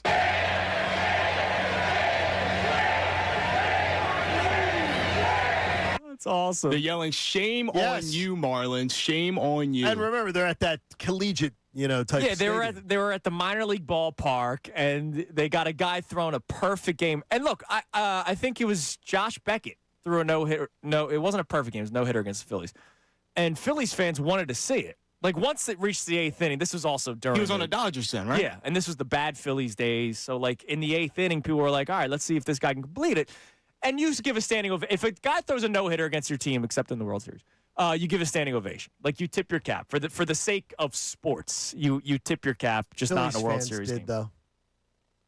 Won the World Series? Yeah, I didn't agree with that one. That was a World Series. Don't even get me started. Yeah, I don't agree with that. Don't even get me started. But if I'm an A's fan, I'm also chanting shame. Even though my team is being no-hit It's a perfect game. I'm chanting shame. You want to know what happened afterward? No. You know that the game ended up being a 9-8 final? Yeah, it was a 9-8 final. Yes, it was crazy. The A's, the inning they pull him, the A's score 5 runs in the bottom of the 8th inning, and then they score 3 in the bottom of the 9th. Correct. And almost pull off the complete comeback, but the Marlins had a top of the 9th inning run, which made it And the Braves 9, almost whatever. did it to the Mets. Yeah. Same thing, 10-9. Crazy. Did the same type of thing. It was 10-3 and almost did it 10-9. Ask you a quick A's question here. So in the midst of finding employment, talked to a Vegas radio station. Sure. And so got talking to a guy, ended up really, he goes, hey, you're coming out to Vegas in a few weeks. He said, if you want to go on a tour, you can tour the new A's construction site. Would you go do that? It's just a construction site. No. If the building was like That's built, what I said. That's what I said. I said maybe next year. Yeah, no. I'll do it. Yeah, I'm not. John won't do it because he won't wear the hard hat to mess up the hair. Yeah, No, that's true. That's a I've good worn point. the hard hat before, but I will. But I'm like, it's just a construction site. Yeah, no. No. What's the point of? Yeah, that's what I said. See this pillar? No. It's much more than that. You can see much more of the stadium than that. You can see it much more than that. But I'm like, I'll see it when you have like some. You see where real, that real excavator structure up? is? That's third base. No, you can actually see the framing of the stadium. I mean, it's up. But I'm like, no. See that hard hat over there? That's second. How about they play during their breaks? They play wiffle ball. Oh, dude, I absolutely would. Wouldn't you? Oh, wait, hold on. I saw some for the first time down the shore this past week. What'd you say? Obviously, people were doing the wiffle ball games and all that kind of stuff. Yeah. There were a group of like teenagers. I thought it was awesome. Wheeled out a basketball net. They brought it down to like 8 feet so that they could dunk on the beach, on the hard sands. Yeah, they have it on the beach. I've never seen that in my life. I like You've that. You've never seen like that on a the lot. beach? Have you seen it? I haven't seen it. Not in person. No. I've seen it probably in the last 10 years. I've seen it. I've never seen somebody bring out a basketball net, a full-on basketball net. They actually have, I believe at Dick's Sporting Goods, they actually have the thing that you can bring to the beach and play hoops. No, I'm talking about like the basketball net that's on the side of the street. No, but they've got one that you can actually bring out to the beach. Dude, But it's an awesome. actual. Why didn't I think of that? Dude, it was a great move. These kids were going. I mean, they were going at it. And they're having fun. Yeah, Having fun. And it was awesome. now They still pulling up for 3 though. imagine Or were they the all turned dunks? ankles. They were all dunks. The turned ankles. My type of guys. I could imagine were pretty high. They were young. Yeah, no, there's they'll no be turn all right. ankles. Oh, no? At that age, yeah, your No, but ankle's not turning. I would think you're not planting as well or landing as well. Hey, Chunas didn't send me a picture of anyone getting carried out on a stretcher. Yeah, I so. think that's so awesome. Yeah, I think it's. I think that it's is. really Look, cool. there's nothing better than watching the. They also have the chair type device for playing wiffle ball with the pitching. Oh yeah, With the pitching zone, Oh, which yeah. I love. everybody's Strike zone. everybody's getting more and more creative. Oh my which is gosh, it's important. awesome. All What a right. great day it was today. It though. was, and it's not And going a to end great anytime night soon. tonight. Great night tonight. You just wait when LeBron James signs. Oh, that'll be How fun. great that day is going to be. Before the end of Kincade and Salciunas. Yes, it's going to happen. All There you right, go. everybody have a great rest of your day. Go USA, USA, USA tonight, Let's 8 do it. o'clock. For in honor of 250. They got to win tonight. Do it. Middays with Marks comes your way next. We'll be back at it tomorrow morning here on 97.5 The Fanatic. Now on 97.5 The Fanatic Sports Update. I'm Austin Jones with your Fanatic Sports Update. This update's brought to you by Corona. Your shot at the home run derby and MLB All-Star Game starts with Corona and 97.5 The Fanatic.